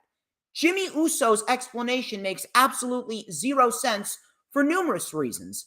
Number one, I'm not sure if you guys remember, but back on the June 30th edition of SmackDown on Fox, they were in London. It was the day before Money in the Bank, and we had the final main segment before the Bloodline Civil War tag team match, right? Jey and Jimmy, they came out, and Jey Uso said, and I quote, "I don't want to be the tribal chief. Matter of fact, I know someone who has got my vote," and Jimmy and Jey both looked at Solo. So without actually saying it, Jimmy and Jey both elected Solo to be the new tribal chief. And Roman Reigns just stood at Solo, laughed at Solo, and Solo gave him this nasty look. So right then and there, reason number one, Jey Uso has publicly stated that he does not want to be the tribal chief. So who's to say after he beat Roman Reigns, if he beat Roman Reigns at SummerSlam, who's to say that he wouldn't go out and gift Solo with that power? Who's to say that he wouldn't go out there and grant Solo the title of being the tribal chief, considering that Jey and Jimmy both elected Solo to be the new tribal chief? And you don't believe me? Go watch it back. That's number one. Number two, Jimmy Uso seems to be neglecting a very, very important factor that Jey Uso has made it abundantly clear. Jey Uso said that he never wanted it to come to this. Jey Uso said he doesn't want this. You're making me do this. He pointed to Roman and he said, "You're making me do this." And you know why? It's because of Jimmy. Roman Reigns and Jey Uso was booked because Jey Uso was doing this to avenge Jimmy. If Roman Reigns and Solo Sikoa did not viciously beat down Jimmy Uso and put him in the hospital on the SmackDown following Money in the Bank, Jey Uso would have never challenged Roman Reigns for the Universal title or the Tribal Chief title at SummerSlam. It would have never happened. Jey Uso was doing this out of the love for his brother. He was doing this out of the love for his family, not his own personal greed. And number three, by what Jimmy Uso is saying, Jimmy Uso is pretty much telling you, without actually telling you, that he doesn't trust his own brother. Man, some twin brother Jimmy Uso is pretty much telling you, without actually telling you, that Jimmy has absolutely no faith whatsoever that Jey would use that power right, or if anything, he would grant it to Solo. So by Jimmy Uso's logic, nobody should be the Tribal Chief. By Jimmy Uso's logic, no one should have that power. What are you going to do with it then? The power's got to go somewhere. And you roll all of those three reasons up into one, and you get the explanation that Jimmy Uso gave you. It makes absolutely zero sense. None whatsoever.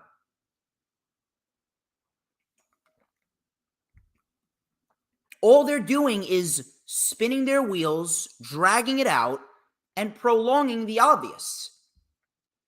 Roman Reigns, at this point, doesn't matter what happens.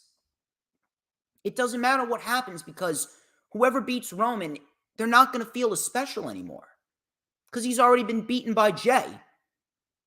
And Roman Reigns, that's another thing. You'd have to imagine that Roman Reigns has a say on who pins him.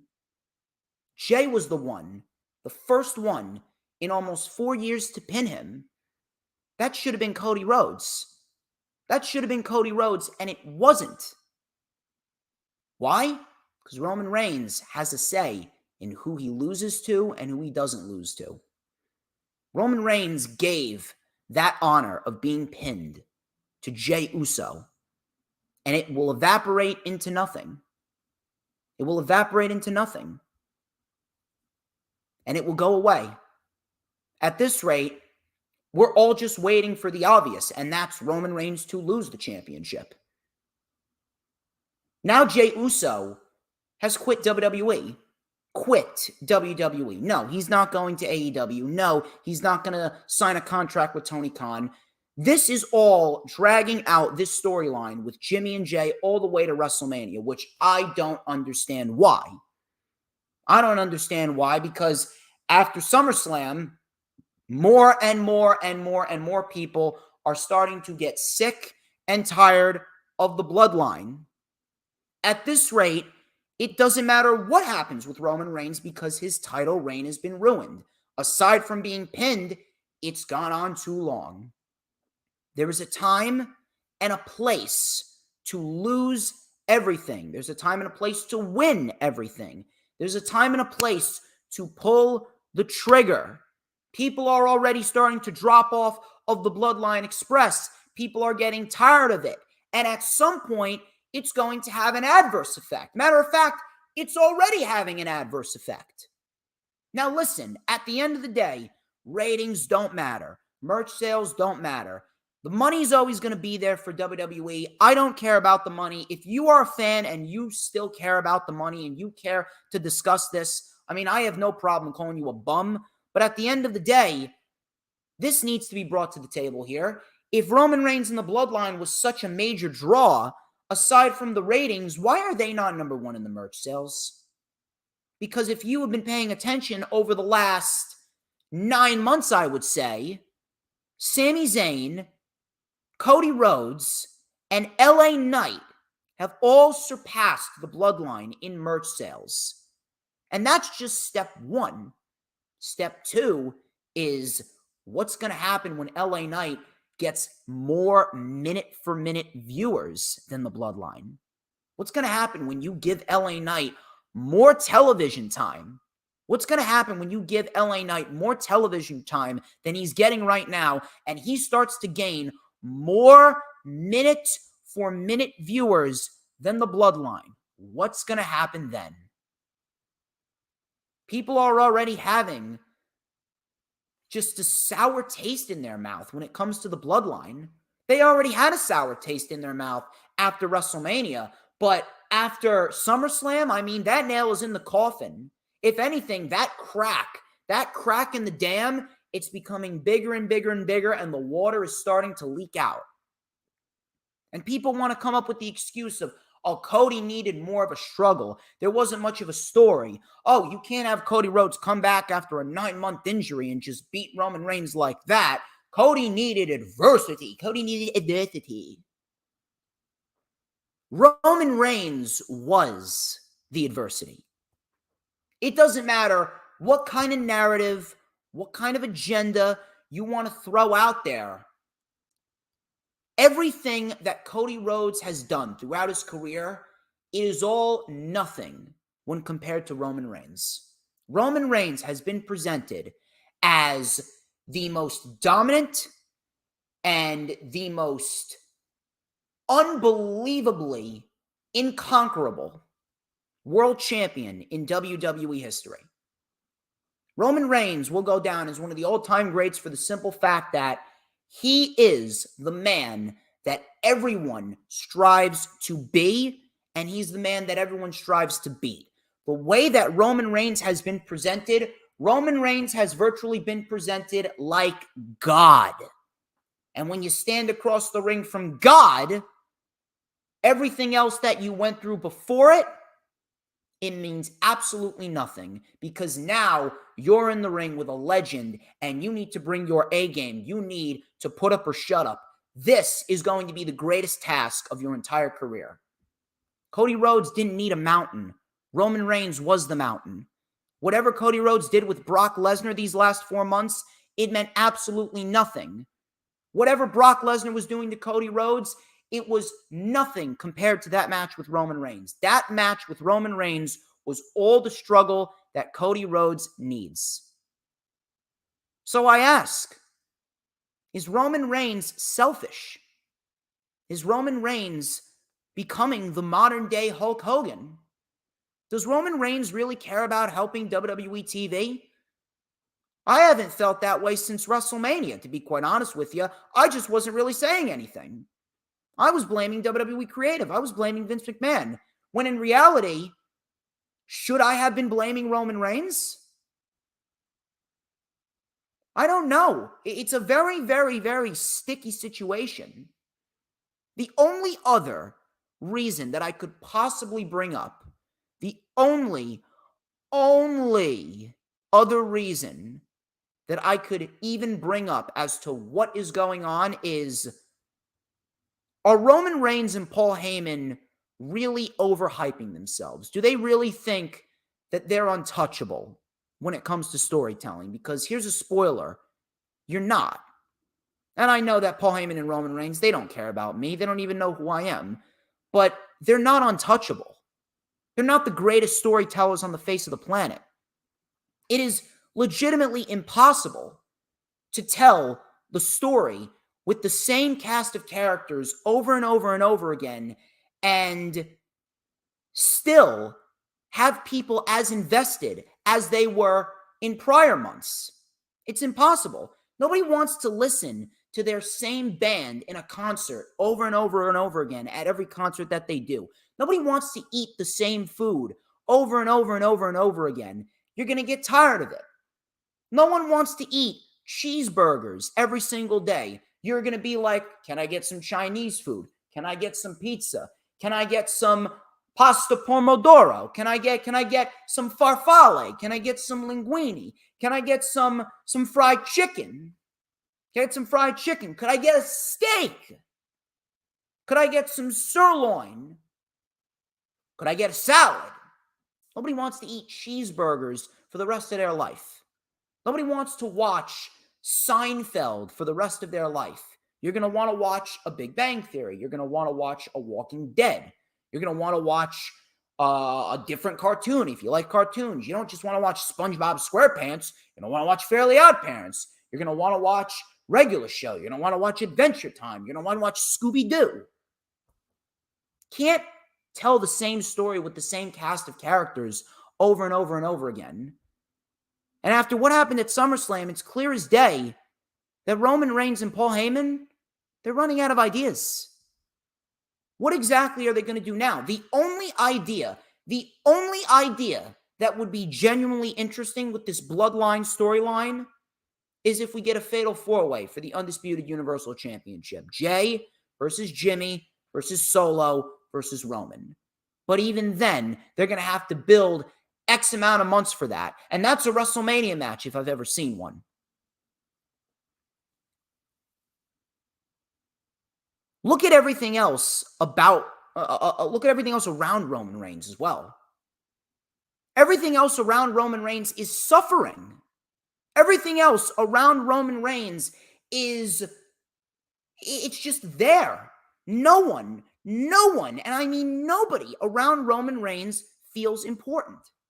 I don't even think people realize that Roman Reigns, being the Universal Champion and wrestling as few times as he is, it actually holds SmackDown back. Monday Night Raw actually has more of a direction than SmackDown because at least Monday Night Raw has a world championship that everyone can fight over. But Roman Reigns, what exactly is Roman Reigns doing with that championship? He wrestled twice since WrestleMania before he wrestled at SummerSlam, and he didn't defend the title at either of those pay-per-views. He didn't defend the title at Night of Champions, and he didn't defend it at Money in the Bank. What's the point of keeping it on him if he's not going to defend it? What exactly are guys like AJ Styles and Rey Mysterio and Edge and Karrion Kross and Austin Theory, what are they supposed to do? They're going around in circles with each other while the Bloodline play Ring Around the Rosie. This guy turns on that guy. Jay super kicks Jimmy. Then Jimmy super kicks Solo. Then Solo spikes Jimmy. And then Roman Reigns looks at Solo with a nasty look on his face. Roman spears Jimmy. This guy turns on that guy. Solo spikes Roman. Solo spikes Jay. Round and round we go in a circle. When is it going to end? Well, the Bloodline are having the most dysfunctional family feud in the history of this company. Styles and Kross are legitimately fighting over nothing, and Styles beat Kross again. Styles has been beating Kross numerous amounts of times. Styles beat Kross. What's going to happen now? Where's Styles going to go? Is he going to fight for the U.S. title? They haven't done anything with the United States title. They destroyed all of Austin Theory's momentum since the draft, and then he got squashed by Rey Mysterio last night. Nothing's going on in the U.S. title picture.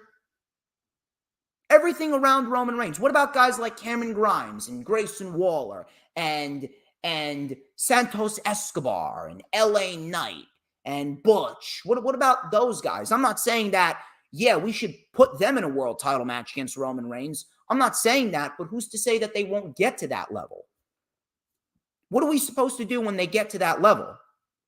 Listen to the reactions that LA Knight is getting. You would think that with the reactions that LA Knight is getting, he should be the world heavyweight champion.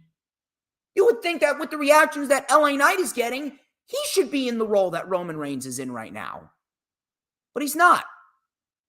You can't put all your effort into one thing and neglect everything else. John Cena even came out and said it himself. John Cena, who is one of the biggest faces of the company that the WWE has ever had, John Cena even came out and said it himself. That the days of there being one guy and you build the show around one guy, those days are long gone. Those days are long gone. You look at what Tony Khan and AEW is doing, and listen, Tony Khan's got his own problems. Tony Khan's got a lot of problems that he needs to fix. But Tony Khan has a wonderful, wonderful hierarchy of talent. You got the Elite, you got Punk, you got FTR, you got Samoa Joe, you got the Blackpool Combat Club, you got Hangman Page, you got all of those guys up at the top. All those guys are up at the top.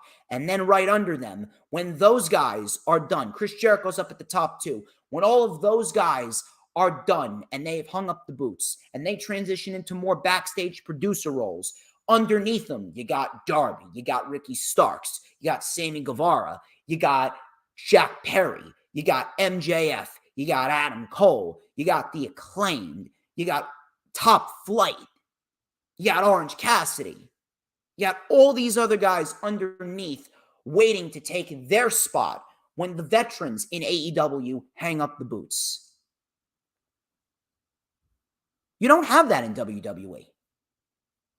I don't think anyone is asking the question, at some point, Roman Reigns is going to leave WWE. Who is left? Who is left to take over that role? Who is left that is going to be one of the top tier faces of the company? And don't tell me Cody Rhodes. Don't say Cody Rhodes. Don't say Seth Rollins. Don't say any of that, because they are not on Roman Reigns' level. Cody could have been on Roman Reigns' level, but he's not. Cody Rhodes should have won at WrestleMania, because if Cody won, then you would have opened up the door. You would have opened up a whirlwind of possibilities. You could have had LA Knight fight Cody Rhodes. You could have guys like Waller and Edge and Damian Priest, Finn Balor, and all these other individuals that are not getting world heavyweight title matches. Santos Escobar as well. All these guys can mix it up with Cody Rhodes. They can't do that with Roman Reigns because Roman Reigns is not there. Who is next in line? Who do they have after Roman Reigns is done? Who do they have after Roman Reigns inevitably hangs up the boots? What are they going to do? Roman Reigns doesn't seem like he cares. Because if he truthfully cares, then he would be working diligently to build a show where everyone is getting a piece of the pie. He would be working diligently to build a show in which everyone is treated just like he is. Because if you put all the effort into him, if he's the only one that has any sort of pull in WWE, right? He's the only one that can realistically speak up. But yet, he's doing the same thing that Charlotte Flair is doing. Backstage politics to stay in his spot for as long as he possibly can. And at this point, it doesn't matter when Roman Reigns defends the title. It doesn't matter who he defends the title against. Because at the end of the day, it's not going to matter who Roman Reigns beats, and it's not going to matter who beats him. At this rate, we just need to get the title off of him. I am at my wit's end. I don't care about Roman Reigns anymore. I don't care about Roman. I don't care about the bloodline. I don't care about his title reign. Bloodline storyline is on television. Pass me the pillow. Excuse me while I go become one with my mattress. I'm married to my mattress. I'm sorry. I got to attend to the wife, and I'm going to become one with my mattress while this bloodline storyline is on television. Wake me up when it's over. Roman Reigns could have done everything that he's doing right now with the bloodline without the World Heavyweight Championship. He just needs to lose the title. He needs to lose it. I'm at a point where I don't even care if it's Dominic Mysterio that beats him. They could bring back James Ellsworth and have him beat Roman Reigns. I don't care. His title reign's already ruined. He's already been pinned. It's gone on too long. And the longer that he holds it, the more of a hindrance it is to the WWE product, specifically SmackDown. Everyone on SmackDown doesn't have a sense of direction. They haven't built up the U.S. title as the secondary championship or the de facto main championship on SmackDown while Roman Reigns is off vacationing for 4 months at a time. They haven't built that up like anything. And if you think it's going to start with Rey Mysterio, you're sorely mistaken.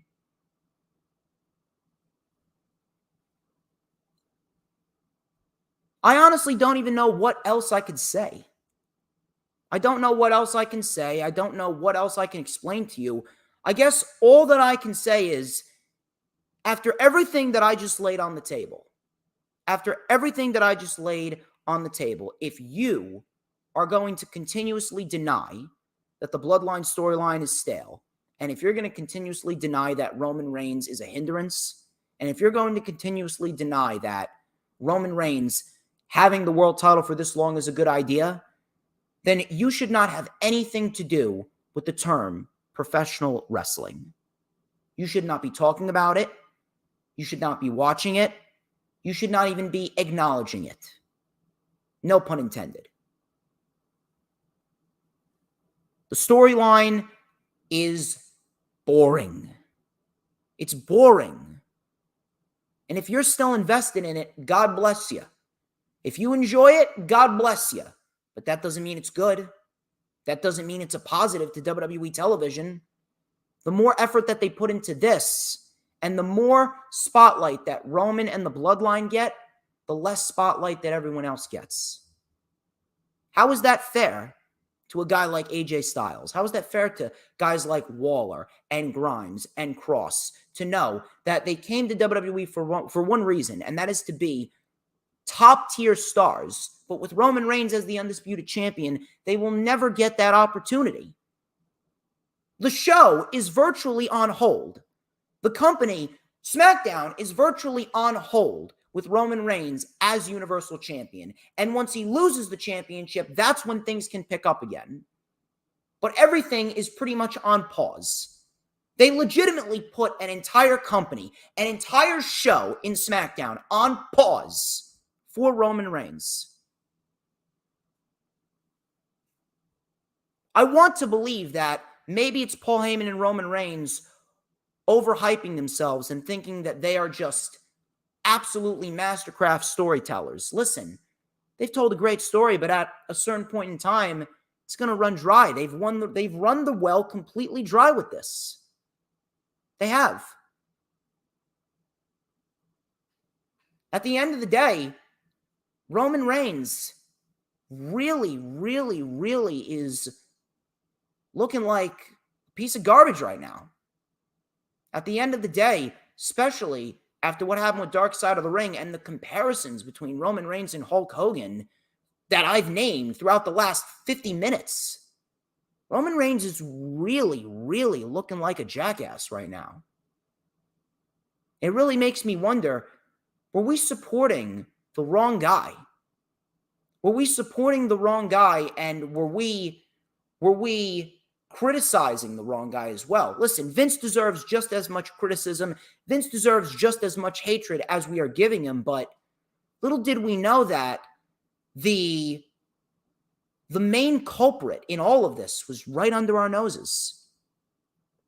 Jeff Jarrett. Again, I got to quote Jeff Jarrett again. He said it himself. There's an old saying, when you put something out there in front of an audience, if you confuse them, you lose them. There are a lot of people that were confused during that Bloodline segment last night on SmackDown. Why Jimmy did it. It's confusing. And now Jay is ultimately gone from WWE per storyline. I will never, ever forget, for as long as I live, The Dark Knight, which was the best Batman movie of all time. No one, absolutely no one's going to tell me otherwise. The best Batman movie of all time. After Harvey Dent fell off of an unfinished construction building, a couple stories, Harvey Dent died. After he became Two-Face, he went on a rampage. Harvey Dent is dead. Batman said, and I quote, "You either die a hero or you live long enough to see yourself become the villain." Roman Reigns was a hero at the start of this world title reign. Roman Reigns was a hero. He stood up to Vince McMahon. He finally got the courage to stand up to Vince McMahon, and he's now the top tier heel, and he's being booked like an absolute beast. A beast. And then, coming out of WrestleMania 38, I wonder if Roman Reigns had not recruited Sami Zayn, if Sami Zayn was never involved in the Bloodline storyline. Matter of fact, I'm going to throw it out there. Sami Zayn was the only reason why the Bloodline storyline remained interesting throughout 2022 and the beginning of 2023. Without Sami Zayn, the Bloodline would have been dead. It's just an island, literally, no pun intended, an island unto themselves. Coming out of WrestleMania, there was no one to stand toe-to-toe with him. No one stood toe-to-toe with them, and absolutely no one has as much credibility as them. And when you don't have people to stand toe-to-toe with your biggest stars, the biggest stars are ultimately going to become stale because they don't have anyone else to feud with. There's nothing really more to say. And I'd like to hope that I opened up a lot of eyes here. I would not be shocked if Roman Reigns is the real problem. He's the real cause of harm to the WWE product. And after everything that we have seen with Roman Reigns over the course of the last 3 years, it's very sad. It's very sad to think that a guy that we all collectively just wanted to be booked correctly, a guy that we all wanted to just be booked correctly, finally be himself and have a long, luxurious career, and we only hated him because Vince McMahon was just shoving him down our throats. Now it's Roman Reigns that's shoving himself down our throats. And the biggest denominator in all of this, Roman doesn't care. Roman doesn't care at all. Roman Reigns really feels like he's just in it for his own personal gain. This bloodline storyline, it needs to end. The sooner it ends, the better. The longer it goes, the worse and worse and worse the WWE product is going to become. And above all else, it's going to have a major, major negative effect on the company long term.